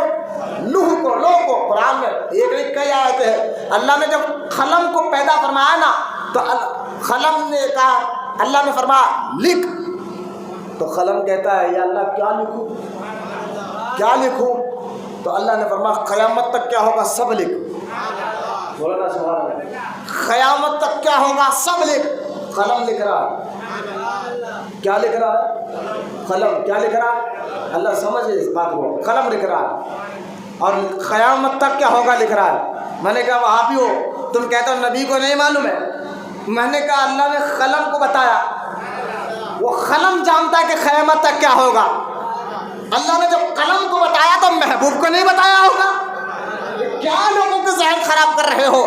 القرق لوح محفوظ، 7ویں آسمان کے اوپر ایک جگہ ہے وہ تختی، لیکن اس تختی پر اللہ نے قرآن کو پہلے محفوظ کرا دیا تھا۔ اب شب برات کی رات و رات ہے جو پہلے آسمان پر بیت العزت یا بیت النور جو جگہ ہے، لوح محفوظ سے شب برات کی رات کو اللہ تعالیٰ نے پورے قرآن کو پہلے آسمان کے اوپر اتار دیا۔ تو یہ شب برات وہ رات ہے جو قرآن اللہ کا کلام جو ہے لوح محفوظ سے بیت النور جس رات کو آیا ایک ہی دم، وہ رات شب برات تھی۔ بولا محبت سے سبحان اللہ، وہ رات شب برات تھی۔ اور لوح بیت العزت سے حضور پر دھیرے دھیرے جڑے، ایک آیت، 2 آیت، 3 آیت، 4 آیت، دھیرے دھیرے جب پورا قرآن حضور کے سینے مبارک پر اتارا گیا، وہ بیت النور سے جب زمین پر پورا قرآن حضور کے سینے مبارک پر مکمل ہوا تو وہ رات شب قدر رمضان کی مبارک رات تھی۔ مولانا محبت سے سبحان اللہ۔ لہٰذا یہ رات شب برات جو ہے قرآن لوح محفوظ سے بیت النور پر آیا، سمجھے بات کو؟ یہ رات ایسی رات ہے۔ اچھا، اس کے بارے میں حضرت میر میرا سیدنا شیخ عبد القادر جیلانی غوث اعظم دستگیر رضی اللہ تعالیٰ عنہ اپنی کتاب غنیت الطالبین میں ایک بات بتا فرمائی۔ اللہ فرما رہا ہے انا انزلناہ فی لیلۃ مبارکہ، کہ بے شک شب برات وہ مبارک رات ہے، اس میں اللہ پاک نے جو ہے قرآن پاک کو آسمانی دنیا پر نازل فرمایا۔ لیکن غوث اعظم فرماتے ہیں، غوث اعظم فرماتے ہیں کہ دیکھو جو چیز اللہ نے مبارک کہی، جس چیز کو بھی اللہ نے مبارک کہی اس کے فائدے کیا کیا ہے؟ لوگوں نے کہا حضور ہمیں پتہ نہیں ہے، تو غوث اعظم فرماتے ہیں بنیاد طالب علم غوث اعظم کی کتاب پڑھ رہا ہوں، بولے سبحان اللہ، پیرانے پیر پیروں کے پیر نے لکھی ہے کتاب، بولے محبت سے سبحان اللہ۔ غوث اعظم فرماتے ہیں کہ دیکھیں جس طرح اللہ نے شب بارات کو مبارک رات کہا تو صرف شب بارات کو نہیں، اللہ نے قرآن کو بھی مبارک کہا، پانی کو بھی مبارک کہا، بولے سبحان اللہ، اور زیتون کے جھاڑ کو بھی مبارک کہا، کعبے کو بھی مبارک کہا۔ اب غور کریں مبارک کیوں کہا؟ غوث اعظم فرماتے ہیں جیسا کہ آپ قرآن میں غوث پاک ارشاد فرماتے ہیں کہ سنو اصل بات یہ ہے، اللہ پاک جو ارشاد فرماتا ہے ھذا ذکر مبارک انزلنا، یہ سورہ ایک آیت غوث اعظم فرماتے ہیں کہ اللہ قرآن کو مبارک کہہ رہا ہے، ھذا ذکر مبارک انزلنا، اللہ فرما رہا ہے، اور کیونکہ یہ کتاب یعنی قرآن اللہ کے یہاں مبارک ہے، بولے نا محبت سے سبحان اللہ۔ غوث اعظم فرماتے ہیں قرآن کو کیوں مبارک کہا گیا؟ تو غوث پاک قرآن کو مبارک کہنے کی وجہ بیان کر رہے ہیں۔ غوث اعظم فرماتے ہیں قرآن اس لیے مبارک ہے، قرآن کو دیکھنا عبادت، بولے نا سبحان اللہ، قرآن کو ہاتھ لگانا عبادت، قرآن کو پڑھنا عبادت۔ ارے بھائی جب قرآن مبارک ہے تو مبارک کیوں ہے؟ غوث اعظم فرماتے ہیں قرآن کو دیکھنا عبادت ہے، قرآن کو پڑھنا عبادت ہے، قرآن کو چھونا عبادت ہے، یہاں تک کہ غوث اعظم یہاں ایک حدیث پاک لکھتے فرماتے ہیں، یہاں تک کہ حدیث میں آتا ہے جس کا بیٹا قرآن پڑھے اللہ کا کلام تو اس کے ماں باپ اگر مر چکے ہو، بیٹا اگر زمین پر قرآن پڑھ رہا ہو، غور سے سنو مسلمانوں، غوث پاک حدیث لا رہے ہیں، اللہ کے رسول صلی اللہ علیہ وسلم نے ارشاد فرمایا جس کا بیٹا قرآن پڑھتا ہے اللہ تعالیٰ اس کے ماں باپ کے قبر سے عذاب کو اٹھا لیتا ہے، بولا محبت سے سبحان اللہ۔ اس لیے قرآن مبارک ہے، ہاں شب بارات کو بھی اللہ نے مبارک کہا، قرآن کو مبارک کہا تو اس کے فائدے غوث اعظم بتا رہے ہیں، جس چیز کو اللہ مبارک کہہ دے اس کے فائدے کیا یہ غوث اعظم بیان فرما رہے ہیں۔ پھر غوث اعظم فرماتے ہیں سنو اسی طرح اللہ تعالیٰ نے پانی کو مبارک کہا، اور پانی کے بارے میں غوث اعظم فرماتے ہیں وَأَنزَلْنَا مِنَ السَّمَاءِ مَاءً مُبَارَكًا، اللہ فرما رہا ہے قرآن میں، غوث اعظم لکھ رہے ہیں۔ میں نے کہا غوث اعظم کی صرف 11ویں کرتے ہو، میں نے کہا کبھی غوث اعظم کی تعلیمات بھی پڑھو، آپ کا ایمان اور عقیدہ بھی مضبوط ہوگا انشاءاللہ، آپ کبھی عقیدہ وہابیوں کے پاس نہیں جائیں گے۔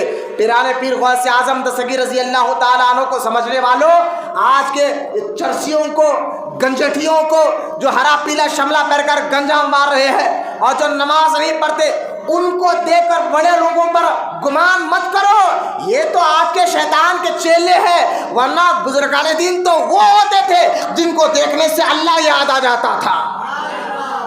میں نے کہا یہ گنجڑیوں کو دیکھ کر بزرگوں پر عیب نہ نکالو، آج کے شرابیوں کو دھوکے پاس ڈبہ پیروں کو دیکھ کر اصل جو پیر ہے ان کو بدگمانی کی نظر سے مت دیکھو، آج کے ڈبہ پیر، دھوکے والے پیر، نذرانے والے پیر، گانجے والے، شراب پینے والے، 10 انگوٹھی آنکھ میں پہننے والے، لمبے لمبے بال رکھنے والے، نہ ان کو نماز کا پتہ، نہ ان کو طہارت کا پتہ، نہ ان کو غسل کا پتہ، نہ فرائض کا پتہ، نہ واجبات کا پتہ، ایسے جاہلوں کو دیکھ کر بڑے بزرگوں پر بدگمانی مت کرو، یہ تو شیطان کے چیلے ہیں، اور یہ اکرام تو وہ ہوتے تھے جن کی صحبت میں بیٹھنے والا بھی عالم بن جاتا تھا، مولانا محبت سے سبحان اللہ، جس کو دیکھنے سے اللہ یاد آ جائے، جس کو سنگات۔ غوث اعظم کون؟ ولیوں کے امام، آج بھی غوث اعظم دستخط نہ کرے کوئی ولی نہیں بن سکتا، اللہ اس کو ولایت نہیں دیتا،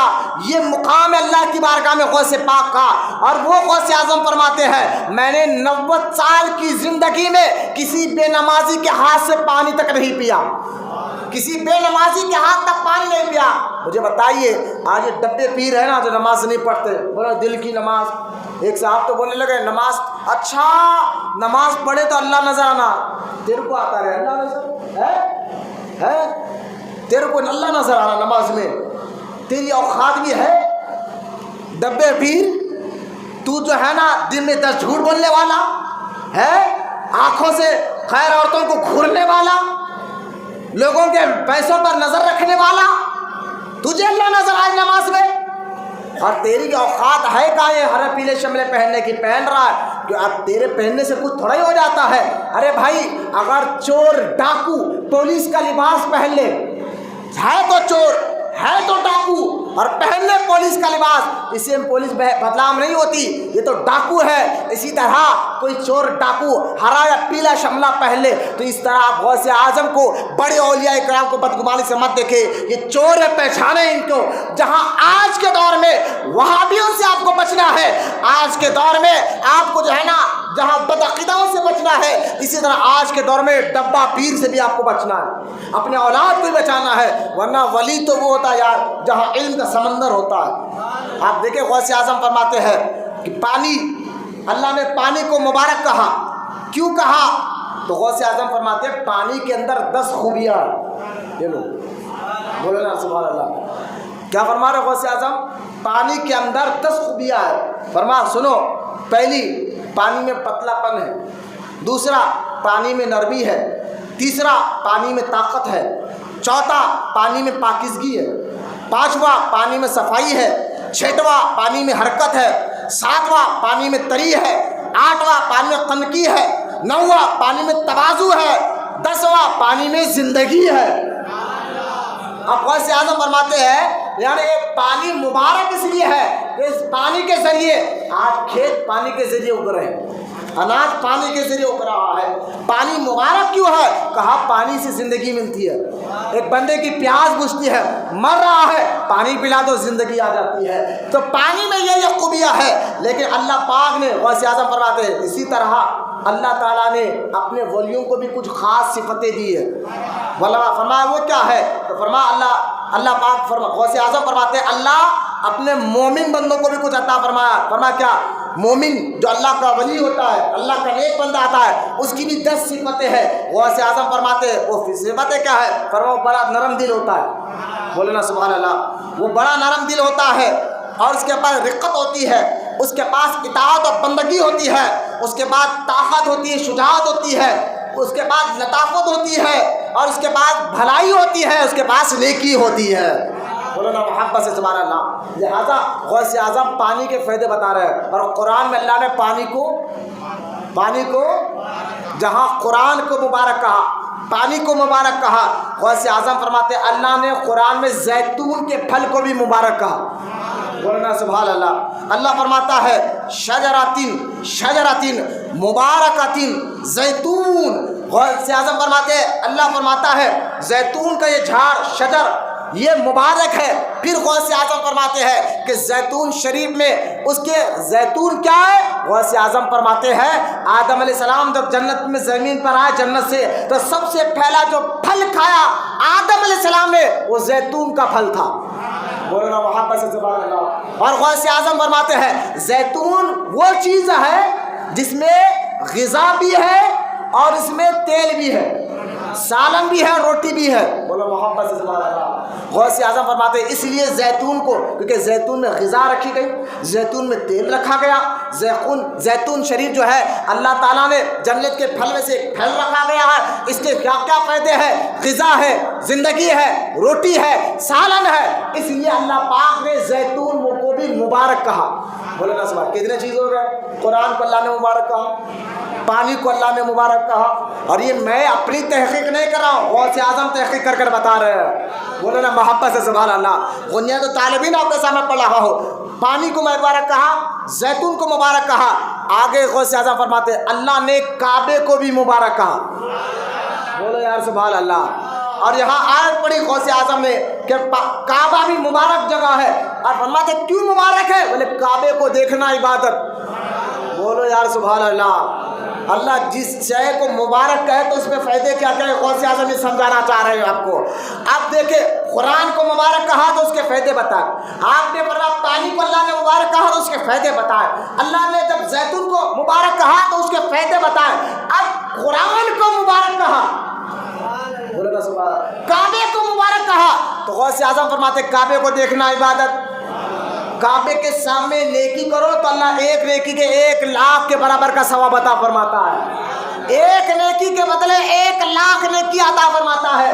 کیوں؟ ارے بھائی تو اور جگہ نہیں، کعبے کے سامنے نیکی کر رہا ہے، بولنا محبت سے سبحان اللہ۔ اچھا آپ آگے دیکھیے، آپ اللہ تعالیٰ نے اب یہاں دیکھیے، آپ غوث اعظم فرماتے ہیں 5ویں چیز، اللہ نے اللہ کے نبی عیسیٰ علیہ السلام کو مبارک کہا، نبی بھی مبارک ہوتے، بولے یار سبحان اللہ، نبی بھی مبارک ہوتے ہیں۔ یہاں آپ نے آیت پڑھی، غوث اعظم فرماتے ہیں جب عیسیٰ علیہ السلام پیدا ہونے کا وقت قریب آیا، آپ کی ماں بی بی مریم جو ہے ایک کھجور کے سوکھے جھاڑ کے نیچے بیٹھی ہوئی تھی، اور عیسیٰ علیہ السلام پیدائش کا وقت قریب آیا، آپ کو بھوک لگنے لگی تو غیب سے آواز آئی، مریم یہ جو جھاڑ ہے نا، جبکہ سوکھا جھاڑ تھا، کھجور کا سوکھا جھاڑ، پھل کچھ نہیں تھے، لیکن اللہ فرماتا مریم ہم مبارک بیٹے کو تجھے دے رہے ہیں، ایک مبارک بچہ تیرے پاس آنے والا ہے، تو گھبرا نہیں، تیرے کھانے کا انتظام ہم کر دیں گے۔ اللہ نے قرآن فرما مریم اس جھاڑ کی ڈغالی کو پکڑ کر ہلا، اس جھاڑ کی ڈغالی کو پکڑ کر ہلا۔ ارے بھائی جھاڑ سوکھ گیا تھا، ایک بھی کھجور نہیں تھا، لیکن اللہ کے ندا دینے پر بی بی مریم نے اس جھاڑ کی ڈغالی کو ہلایا تو پکے کھجور گرنے لگے۔ پتا چلا نبی کی ولادت کی خوشی میں مٹھائی بانٹنا، سبحان اللہ، عیسیٰ علیہ السلام اس جگہ پیدا ہوئے نا، تو نبی کی ولادت کی خوشی منانا، خوشی میں مٹھائی یا میٹھا بنانا، یہ رب کی سنت ہے، مولانا محبت سے سبحان اللہ۔ اب دیکھیں کتنے چیز ہو گئے، قرآن 1 ہو گیا، پانی 2 ہو گئے، اور زیتون شریف 3 ہو گیا، کعبہ 4 ہو گیا، نبی 5 ہو گئے۔ اب غوث اعظم فرماتے ہیں اسی طرح اللہ نے شب بارات کو بھی مبارک کہا، بولنا سبحان اللہ۔ یہ مبارک رات کیوں ہے؟ آج تک وہابی پریشان ہے کہ یہ مبارک رات کیوں ہے۔ انشاءاللہ اس کا جواب تو میں آج رات اس مسجد میں دوں گا، ان کی دھکیا پورے دلائل کے ساتھ انشاءاللہ آج کی رات میں بیان کروں گا، لیکن میں آپ کو بتاتا ہوں غوث اعظم فرماتے ہیں اسی طرح انا انزلناہ فی لیلۃ مبارکہ، یہ وہ رات ہے جس رات کو اللہ پاک نے مبارک کہا۔ غوث اعظم فرماتے ہیں کیوں مبارک کہا؟ تو غوث اعظم یہاں حدیث لکھ رہے ہیں، بولنا محبت سے سبحان اللہ، حدیث پاک کو لکھ رہے ہیں۔ حدیث کیا ہے؟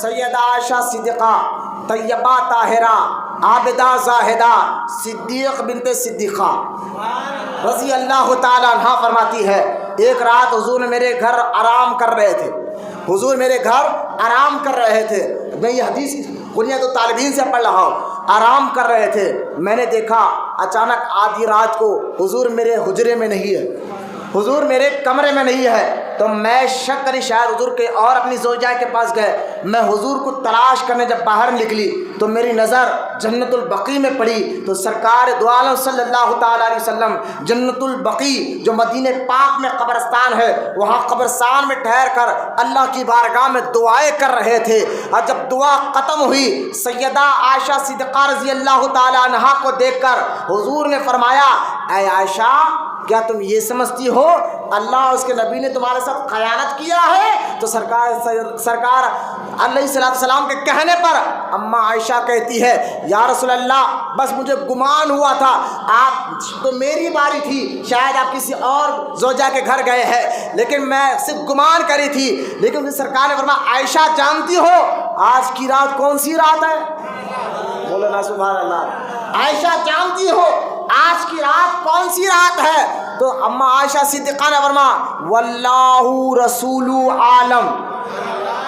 آپ یہ حدیث میں یہ جملہ پڑھ کر دیکھیے، صحابہ اکرام سے جب بھی حضور کوئی پوچھتے تھے نا کوئی بات، تم جانتے ہو یہ بات؟ تو صحابہ کیا کہتے تھے؟ اللہ رسول عالم، مطلب یہ کہتے صحابہ یہ کہتے اللہ جانتا ہے اور اللہ کے رسول بہتر جانتے ہیں۔ صحابہ جانتے تھے اللہ کے بتانے سے نبی کو، یہ عقیدے کی بات ہے، لہذا اماں عائشہ صدیقہ نے کہا اللہ رسول بہتر جانتے ہیں، تو سرکار دو عالم صلی اللہ علیہ وسلم نے فرمایا عائشہ آج کی رات شب بارات کی 15ویں رات ہے، بولنا سبحان اللہ، آج کی رات شب بارات کی 15ویں رات ہے۔ اللہ تعالیٰ شب بارات کے 15ویں شب کو 15ویں شب کو بعد نماز مغرب اپنی شان کے مطابق پہلے آسمان پر جلوہ فرما ہوتا ہے اور صبح ساداخ تک پوری رات تک یہ ندا دینے لگاتا ہے کوئی مجھ سے مغفرت مانگنے والا میں اس کو یہ مغفرت کر دوں، ہے کوئی مجھ سے مصیبت دور کرانے والا میں اس کی اللہ کی جانب سے ندا ہو رہی ہے، اللہ کی جانب سے ندا ہو رہی ہے۔ 15ویں شب وہ شب ہے، سرکار دو عالم علیہ السلام فرماتے ہیں اللہ اپنی شان کے مطابق پہلے آسمان پر جلوہ فرماتا ہے اور جلوہ فرما کر اعلان کرتا ہے مانگو کیا مانگتے ہو، مانگو کیا مانگتے ہو، مغفرت مانگو مغفرت کر دوں گا، جنت مانگو جنت دے دوں گا، یہاں تک کہ فرمایا گیا جو مانگو میں عطا کر دوں گا۔ اللہ کے رسول صلی اللہ علیہ وسلم فرماتے عائشہ پوری رات اللہ یہ ندا کرتا ہے فجر تک، کب تک؟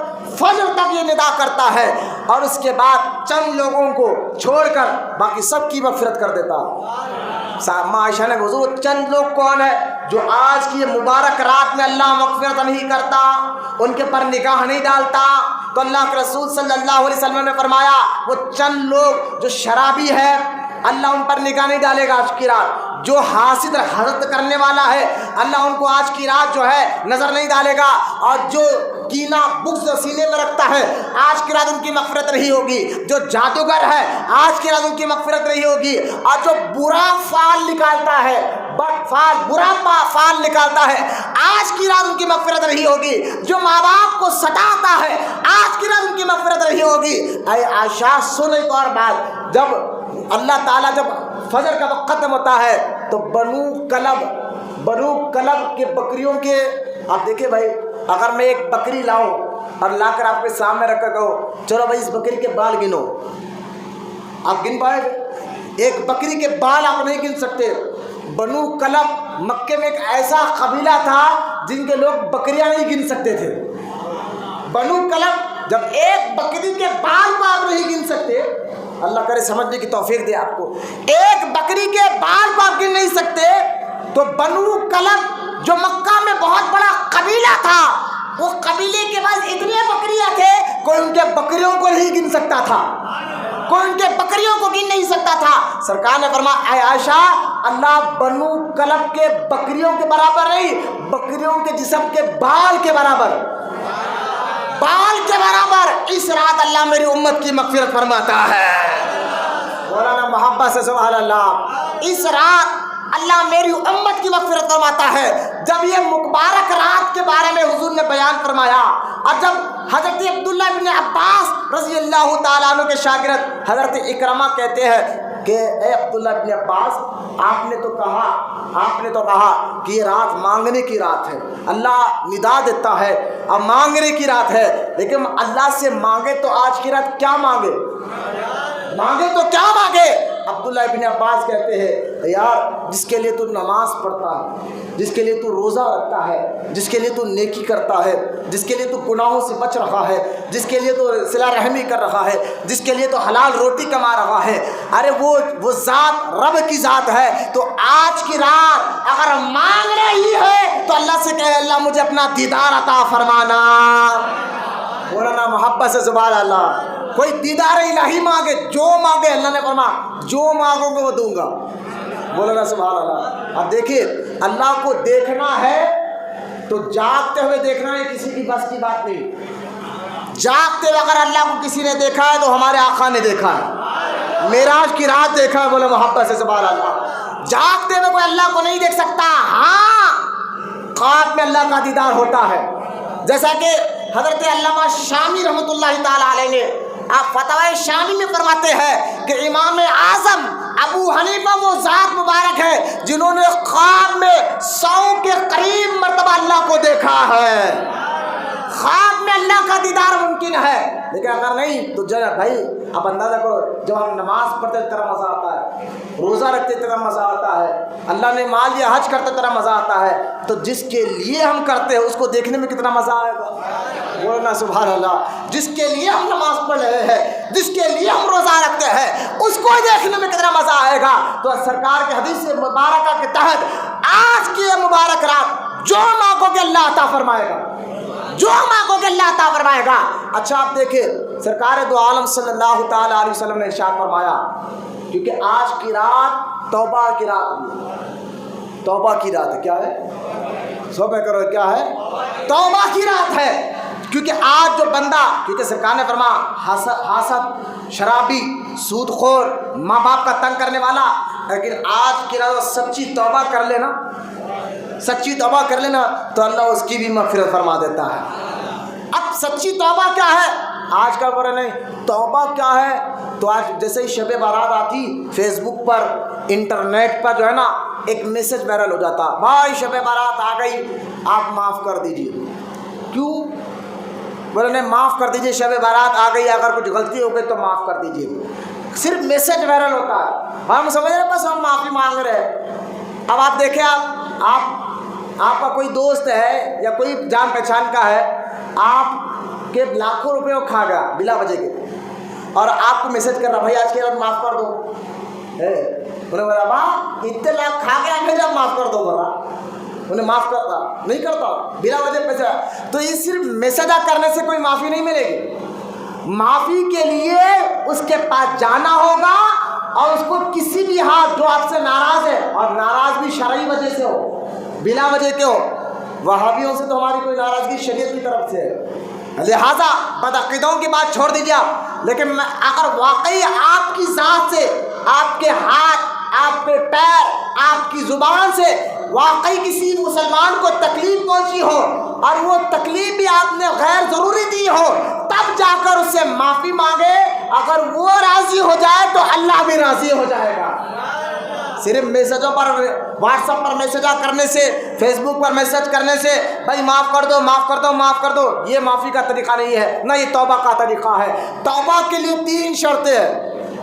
कितने शर्तें हैं ज़रा मैं आज इसलिए बता रहा हूँ क्योंकि आज जैसा ही मगरिब लग जाएगी, मगरिब के बाद हमारे बुजुर्गान दीन फरमाते हैं कि शब बारात को, क्योंकि बाद नमाज मगरिब अल्लाह अपनी शान के मुताबिक, क्योंकि अल्लाह नीचे ऊपर दाएं बाएं होने से पाक है, अल्लाह नीचे उतर कर आता है, ये अल्फाज मत बोलो, क्योंकि अल्लाह उतरने चढ़ने से पाक है। अल्लाह के लिए कोई जगह नहीं, कोई सिमत नहीं, ये सारी चीज़ों से अल्लाह पाक है। हाँ अब ये अल्फाज करो, आज की रात जैसा ही सूरज डूब जाता है तो अल्लाह अपनी शान के मुताबिक, बोलो ना सुभान अल्लाह, अपनी शान के मुताबिक पहले आसमान पर जलवा फरमा होता है। आप समझे कि एक बात मैं आपको बताऊं, हदीस पाक में आता है, यूँ तो अल्लाह ताला रोज़ाना, डेली रोज़ाना आधी रात के बाद अपनी शान के मुताबिक पहले आसमान पर जलवा फरमा होता है, और सुबह फजर तक निदाएं देते रहता है कि मांगो क्या मांगते हो। अब यूँ तो अल्लाह रोज़ाना अपनी शान के मुताबिक आसमान पर जलवा फरमा करता है, लेकिन रोज़ाना तो हमें तहज्जुद का मिलती है।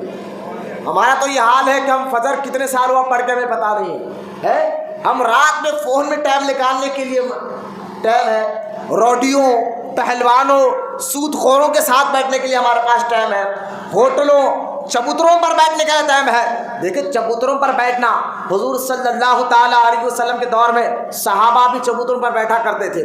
तो सहाबा जब बैठते थे हुजूर ने मना फरमाया, कहा रास्ते में चबूतरों पर मत बैठा करो, चौराहों पर मत बैठा करो। सहाबा है हुजूर की बारगाह में, कहा या रसूल अल्लाह हमें आदत है परसों से हम बैठते हैं। तो सरकार ने अच्छा अगर आदत है ना तो उस चौराहे में जब बैठो तो उसका हक भी अदा करो। साहबा ने पूछा हुजूर वो क्या है? फरमाया जब तुम चौराहे पर बैठो जो तुम्हारे सामने से आए जाए जो देखे उसको सलाम करो। बोलो ना सुभान अल्लाह, बोलो मोहब्बत से सुभान अल्लाह। काम तो सलाम क्या करे, उन्हें जा रहा यहाँ तो शिकायतें ग़ीबतें हमारी रातें ऐसे जाती है। लिहाजा सरकार ने फरमाया अगर तुम चौराहों पर बैठना ही चाहते हो तो पहली शर्त यह है कि हर आने जाने वाले को सलाम करे। बोलो ना मोहब्बत से सुभान अल्लाह। और फरमाया दूसरी शर्त जो भी इस्लामी बहन वहाँ रास्ते से गुजरेगी निगाहें नीचे रख लूँगी। बोलो ना सुभान अल्लाह। जो लोग रास्तों में बैठते थे शर्त ज़हन में रखे ये इस्लाम हमारे सिखाता है। लिहाजा अगर इस्लामी बहन जा रहे तो निगाहें नीचे रखो। और तीसरा अगर कोई आकर तुम्हें रास्ता पूछे, किसी जगह का रास्ता पूछे, उमर होता है रास्ते में कुछ और कोई रास्ता पूछे, सरकार ने फरमाया उसको पूरा रास्ता बताओ। पूरा रास्ता बताओ। और फरमाया चौथी शर्त, अगर रास्ते में कोई तकलीफ दे शय गिरी हुई दिख जाए जिसके जरिए से किसी को नुकसान पहुंच सकता हो, हुजूर ने फरमाया रास्ते से वो चीज़ हटाकर कोने में फेंक दो। बोलो ना मोहब्बत से सुभान अल्लाह। ये कर सकते हो तो बैठो, ये कर सकते हो तो बैठो।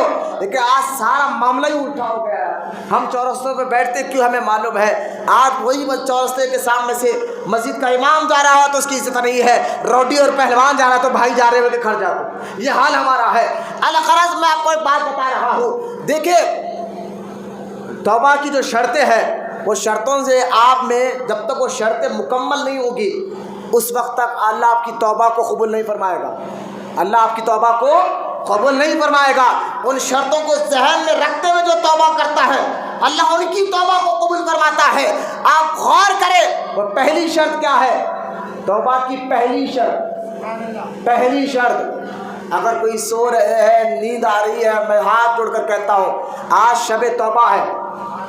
आज देखिए ना, यूँ तो रोज़ाना अल्लाह अपनी शान के मुताबिक जलवा फरमाता है, लेकिन अल्लाह जानता है क्योंकि अल्लाह अपने बंदों से 70 माओं से ज़्यादा मोहब्बत करता है।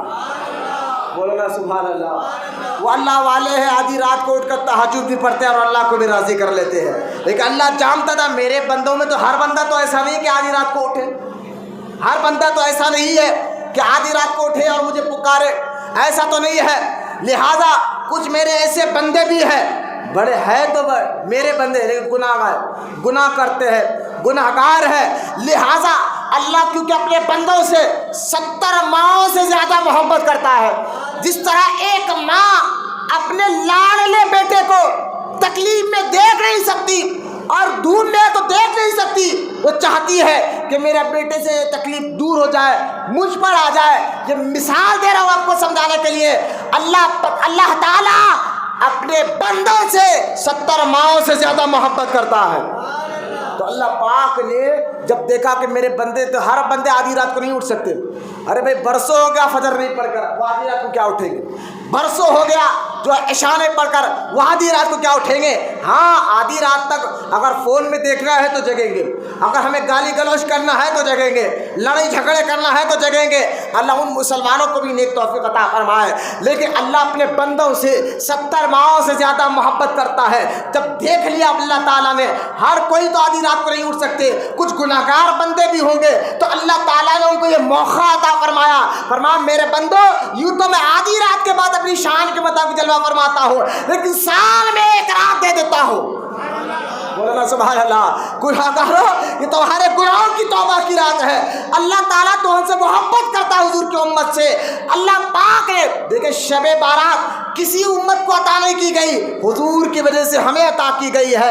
अल्लाह ने ये जरिए बनाए हैं अल्लाह की बारगाह में तौबा करने के। तो अल्लाह पाक जानता है हर कोई तो आधी रात को नहीं उठ सकता। चलो एक रात तो मैं ऐसी दे देता हूँ जहाँ आधी रात ही जैसा ही सूरज डूब जाता है मैं उनकी दुआओं को सुनना कबूल करना शुरू कर देता हूँ।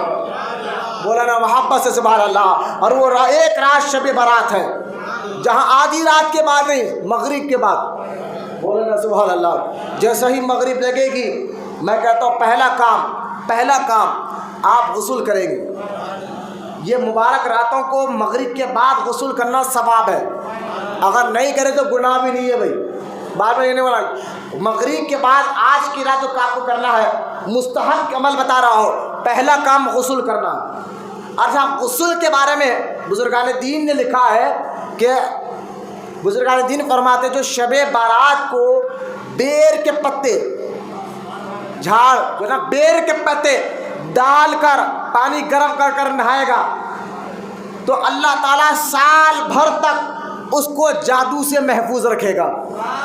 बोला ना मोहब्बत से सुभान अल्लाह। लेकिन के बेर के पत्तों के साथ नहाना कोई फ़र्ज़ या वाजिब नहीं है, कोई ज़रूरी नहीं है। नहाए तो अच्छी चीज़ें, नहीं नहाए तो गुनाह भी नहीं है। लेकिन अगर आप घर में जाकर अम्मी को बोले, अम्मी मौलाना तकरीर में बोल रहे थे बेर के पत्तों से आज करा, अरे मुर्दों को नहलाते वो, अब डर जाएंगे हमारी इस्लामी बहनें। उनको भी हाथ जोड़कर कहता हूँ, देखिए बेर के पत्तों के साथ नहाना मुर्दों को भी इसलिए नहीं नहाते कि बेर के पत्तों के, क्योंकि सबसे पहले बात सुने आप, बेर का झाड़ जन्नती झाड़ है। बोले यार सुभान अल्लाह।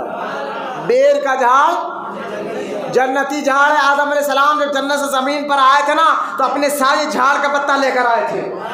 بولا نا محبت سے سبحان اللہ. ایک تو جنتی جھاڑ ہے اور اس میں خاصیت یہ ہے بیر کے پتے میں کہ یہ پتا جو ہے جسم سے میل کو اچھی طرح کاٹتا ہے. اس لیے ہم مرحوم کو نہلاتے ہیں, غسل اس پتے سے اس لیے دیتے ہیں اس کو کیونکہ ہمیں معلوم ہے اب چند ہی لمحوں میں مصطفیٰ کو یہ دیکھنے والا ہے قبر میں.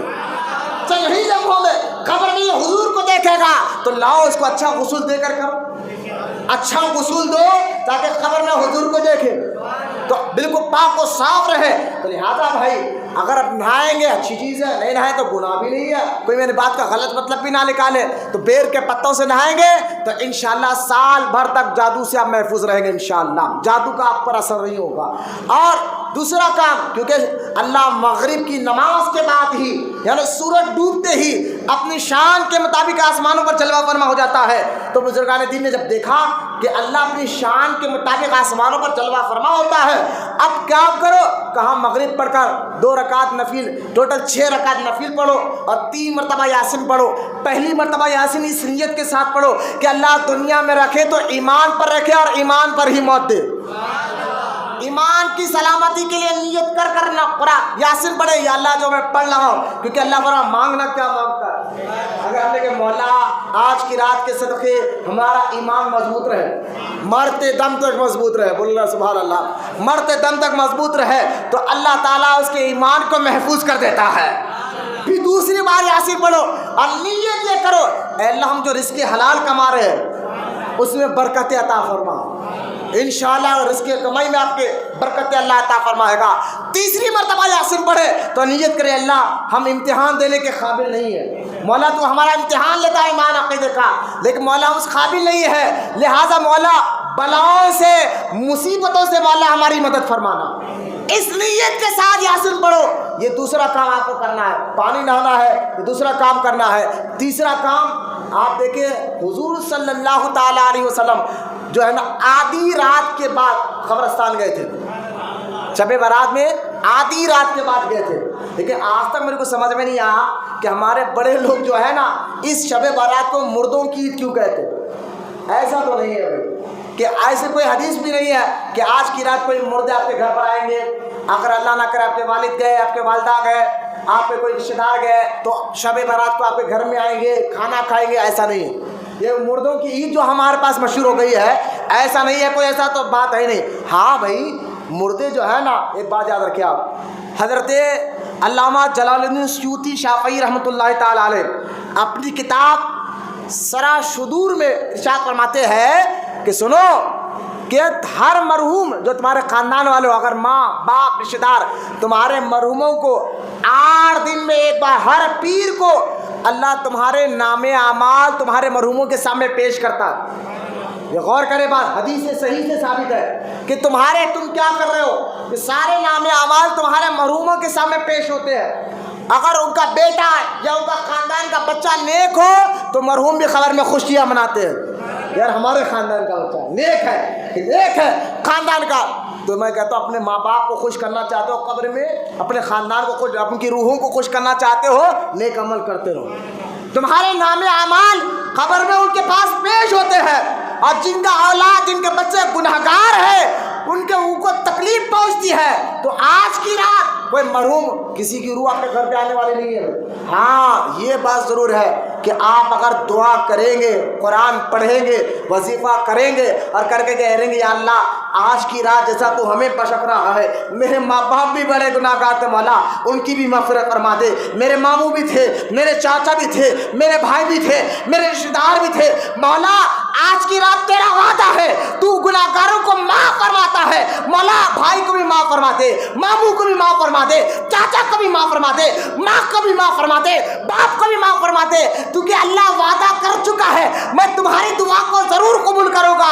اگر آپ اپنے ساتھ ساتھ اپنے مرحوموں کی بھی دعا کرو گے تو اللہ تعالیٰ انشاءاللہ ان کے خبروں سے عذاب کو اٹھا لے گا. ایک خبر سے اللہ ہم کو بدگمانی نہیں کرے کہ معاذ اللہ کی خبر میں عذاب ہو رہا ہے. ہم صرف بتا رہے ہیں آپ کو, یہ پکا نہیں کہہ سکتے کہ خبر میں عذاب ہو رہا ہے, لیکن ایک بات بتائیے کہ اصل کامیابی خبر کی ہے. اگر وہاں بندے کو سکون مل جائے تو اس سے بڑی عید کا دن کیا ہوگا، اس سے بڑے خوشی کا دن کیا ہوگا۔ اس لیے ہمارے لوگ جو ہے نا، کیونکہ حدیث میں سرکار نے فرمایا، کیونکہ سرکار کو اپنی امت سے بڑی محبت تھی، سرکار تو زندوں کے لیے بھی دعا فرمائے، لیکن دنیا سے جو گئے ان کے پاس قبرستان میں جا کر شب بارات کو خاص طور پر سرکار نے اس لیے دعا کی، مولا زندوں کو تو بشک رہا ہے، لیکن جو ہم سے پہلے گزر چکے مولا آج کی رات ان کو بھی محروم نہیں رکھنا، آج کی رات ان کو بھی محروم نہیں رکھنا۔ اس نیت کے ساتھ آدھی رات کو قبرستان جائے، قبرستان کی زیارت کرے، ماموں چاچا ماں باپ بھائی بہن رشتہ دار جو بھی ہو، اگر اہل ایمان ہو، ہاں ایمان پر ان کا خاتمہ ہوا ہو، وہابی تھے بدعقیدہ تھے، کوئی دعا نہیں، ساری عزتیں حضور کے لیے ہے۔ جو حضور کی عزت کرتا تھا ہم اس کی عزت کریں گے، جو حضور کا گستاخ اور بے ادب تھا ہم اس کی کوئی عزت نہیں کریں گے۔ لہٰذا آپ جائے دعا کرے، یہ اصل رات ہے کہ اللہ مرحوموں کو بھی بخش دیتا ہے، ان کے قبر سے بھی عذاب اڑا ہو سکتا ہے۔ اس لیے اس کو مرحوموں کی ہمارے بڑوں نے سمجھانے کے کہا، بھائی آج کی رات تو مردوں کی عید کی رات ہوئی ہے، بھائی یہاں بات بھی سمجھ میں آ رہی ہے۔ اگر قبر سے عذاب اٹھا لیا جائے یہ سب سے بڑی کامیابی ہے۔ لہٰذا آدھی رات کو جائے، اس سے پہلے کیا کرے، مغرب کے بعد کیا کرے میں نے بتا دیا، عشاء کی نماز سیکھی، سنی عالم کے پاس بیٹھ کر آدھی رات تک دین سیکھیے۔ آپ کو پہلے کوئی عمل کرنا ہے تو سیکھنا ضروری ہوتا ہے، کیونکہ آج کی رات مغفرت والی رات ہے، تو مغفرت کیسے ہوگی، کس چیز سے ہوگی، کیا کرنا ہوگا، کیونکہ اللہ قرآن میں ایک اور آیت میں فرمایا، اللہ کی مغفرت کے لیے دوڑو، دوڑتے ہوئے آؤ اور اللہ سے مغفرت طلب کرو، اللہ ہی ہے تمہیں معاف کرنے والا بخشنے والا۔ علماء کہتے ہیں قرآن میں جو آیات میں اللہ فرما رہا ہے اللہ کی مغفرت کی طرف دوڑو، تو یہاں سے علماء کہتے ہیں اللہ سے مغفرت مانگنا ہر مسلمان کے لیے ضروری اور واجب ہو گیا ہے۔ یہ مغفرت کی رات ہے تو اس کے لیے مانگنا کیسا ہے، یہ علماء اہل سنت کی صحبت میں بیٹھ کر علم حاصل کرو۔ اس لیے آج کی رات گاڑیاں بھگا کر لوگوں کے نیند خراب نہ کرو، میں نوجوان بچوں سے ہاتھ جوڑ کر کہتا ہوں، گزشتہ شب معراج میں بھی ہم نے نیوز پڑھی ہے، کئی بچے کا ایکسیڈنٹ ہوا، ٹکریں لگی۔ میں ان ماں باپ سے بھی گزارش کروں گا اپنے کم عمر بچوں کے ہاتھ میں گاڑیاں مت دیجیے، اور نوجوان بچوں سے بھی کہوں گا بیٹو آج کی رات روڈ پر گاڑیاں بھگانے کی رات رہی ہے، آج کی رات لوگوں کے گھروں کے سامنے ٹھہر کر چیخیں اور گالیاں دینے کی رات رہی ہے، آج کی رات لوگوں کے گھروں کے سامنے ان کے دروازوں کو توڑنا، ان کے لائٹ کو بلبوں کو پھوڑنے کی رات رہی ہے، آج کی رات مسجد میں سونے والے کی ناک میں جو ہے نا گڑبڑی کرنے کی رات رہی، آج کی رات مغفرت کی رات ہے، آج کی رات اللہ کو راضی کرنے کی رات ہے، آج کی رات گناہوں کی بخشش کا پروانہ سننے کی رات ہے، آج کی رات تو کامیابی مانگنے کی رات ہے۔ خدا کے واسطے اپنے وقت کو مسجدوں میں گزاریے۔ میں نوجوان سے کہوں گا، بوڑھے حضرات تو الحمدللہ آتے ہیں مسجدوں میں یا تو قرآن پڑھتے ہیں، میں ان کو بھی ہاتھ جوڑ کر کہوں گا ابھی جو دور چل رہا ہے اس دور میں مسلمان دین سے بہت دور ہے، علم دین حاصل کریے۔ جہاں جہاں ہمارے حیدرآباد شہر میں بڑے بڑے جلسے سنیوں کا جلسہ ہو رہا ہے، جیسا چنچل گراؤنڈ میں ہونے والا ہے، خلوت گراؤنڈ میں ہونے والا ہے، یہاں مسجد میں ہونے والا ہے، اپنے علاقوں میں سنی مسجد میں جہاں ہونے والا ہے وہاں صحیح سنی عقیدہ کے عالم کا بیان سن کر اپنا عقیدہ بھی مضبوط کرے، اپنا دین بھی مضبوط کرے، اپنا اعمال بھی مضبوط کرے، کریں گے نا انشاءاللہ۔ لہٰذا آج کی رات توبہ کی رات ہے، توبہ کے لیے 3 شرطیں ہیں، بات ختم کر رہا ہوں۔ پہلی شرط، جب تک یہ 3 شرطیں ذہن میں نہ رہو، صرف استغفار پڑھنے سے گناہ معاف نہیں ہوگے، صرف گال پہ تھالیاں مارنے سے گناہ معاف نہیں ہوگے، کسی کو خالی واٹس ایپ یا فیس بک پر میسج کرنے سے گناہ معاف نہیں ہوگے جب تک یہ 3 چیزیں تمہارے اندر نہیں آئیں گے۔ وہ پہلی چیز گناہ کو گناہ جاننا، غلطی کو ماننا کہ ہاں مجھ سے یہ گناہ ہو رہا ہے، نہیں اس میں ہماری گڑبڑی ہے۔ آپ کہتے ہیں ہم کیا کر رہے ہیں، میں نے کہا کیا کر رہے ہیں، سود کا کاروبار کر رہے ہیں، غلطی کو غلطی نہیں مانتے، کاروبار میں دوست سے پیسہ لگا دیا، بھائی 1 لاکھ لے پروفٹ دے دے مہینے کو 5000، ارے بھائی سود ہے فکس کرنا، 5000 مہینے کو دے دے، نہیں فکس کرنا سود ہے، بولے نہیں کارو پیٹ چلانے کرنا پڑتا، میں نے کہا گناہ کو گناہ ماننا پڑتا، کم سے کم گناہ کر کے گناہ کو گناہ تو مان لینا بھائی، کاروبار میں فکس کر پیسے لینا، میں آپ کو 1 لاکھ دوں, کہنا بھائی مہینے کو مہینہ مجھے 5,000 فکس کر دو, چاہے آپ کا کاروبار چلے یا نہ چلے, یہ سود ہے. ہاں اگر یہ کہ بھائی 1 لاکھ لو کاروبار میں لگاؤ, اگر کبھی کم زیادہ پروفٹ میں آپ کو دوں گا, کبھی 1,000 کبھی 2,000, فکس نہیں ہے, تو یہ جائز ہے. بولنا سبحان اللہ. گناہ کو گناہ ماننا پہلی شرط ہے, لیکن رہن میں ہم گھر لے رہے, ارے سود ہے, ارے چھوڑو آزاد زندگی گزارنا پڑتا. میں نے کہا غلطی کو غلطی تو مان لے بھائی, کم سے کم دل سے تو مان اللہ کی بات, ہاں مولانا مجھ سے غلطی ہو رہی ہے. اسی لیے حدیث بزرگان دین کہتے ہیں گناہ گار انسان چاہے کتنا بھی گناہ کرے اللہ معاف کر دیتا ہے. گناہ گار انسان بن, لیکن گناہ گار شیطان نہ بن. مطلب کیا ہے؟ بولے گناہ گار انسان جب اس کو معلوم ہوتا ہے یہ غلط ہے تو کم سے کم غلطی کو ایکسیپٹ کر لیتا ہے. ہاں مجھ سے یہ غلطی ہو رہی ہے مولا, میں گناہ گار ہوں, اس کو کہتے ہیں گناہ گار انسان. کتنے بھی بڑا گناہ کرے اللہ معاف کر دیتا ہے.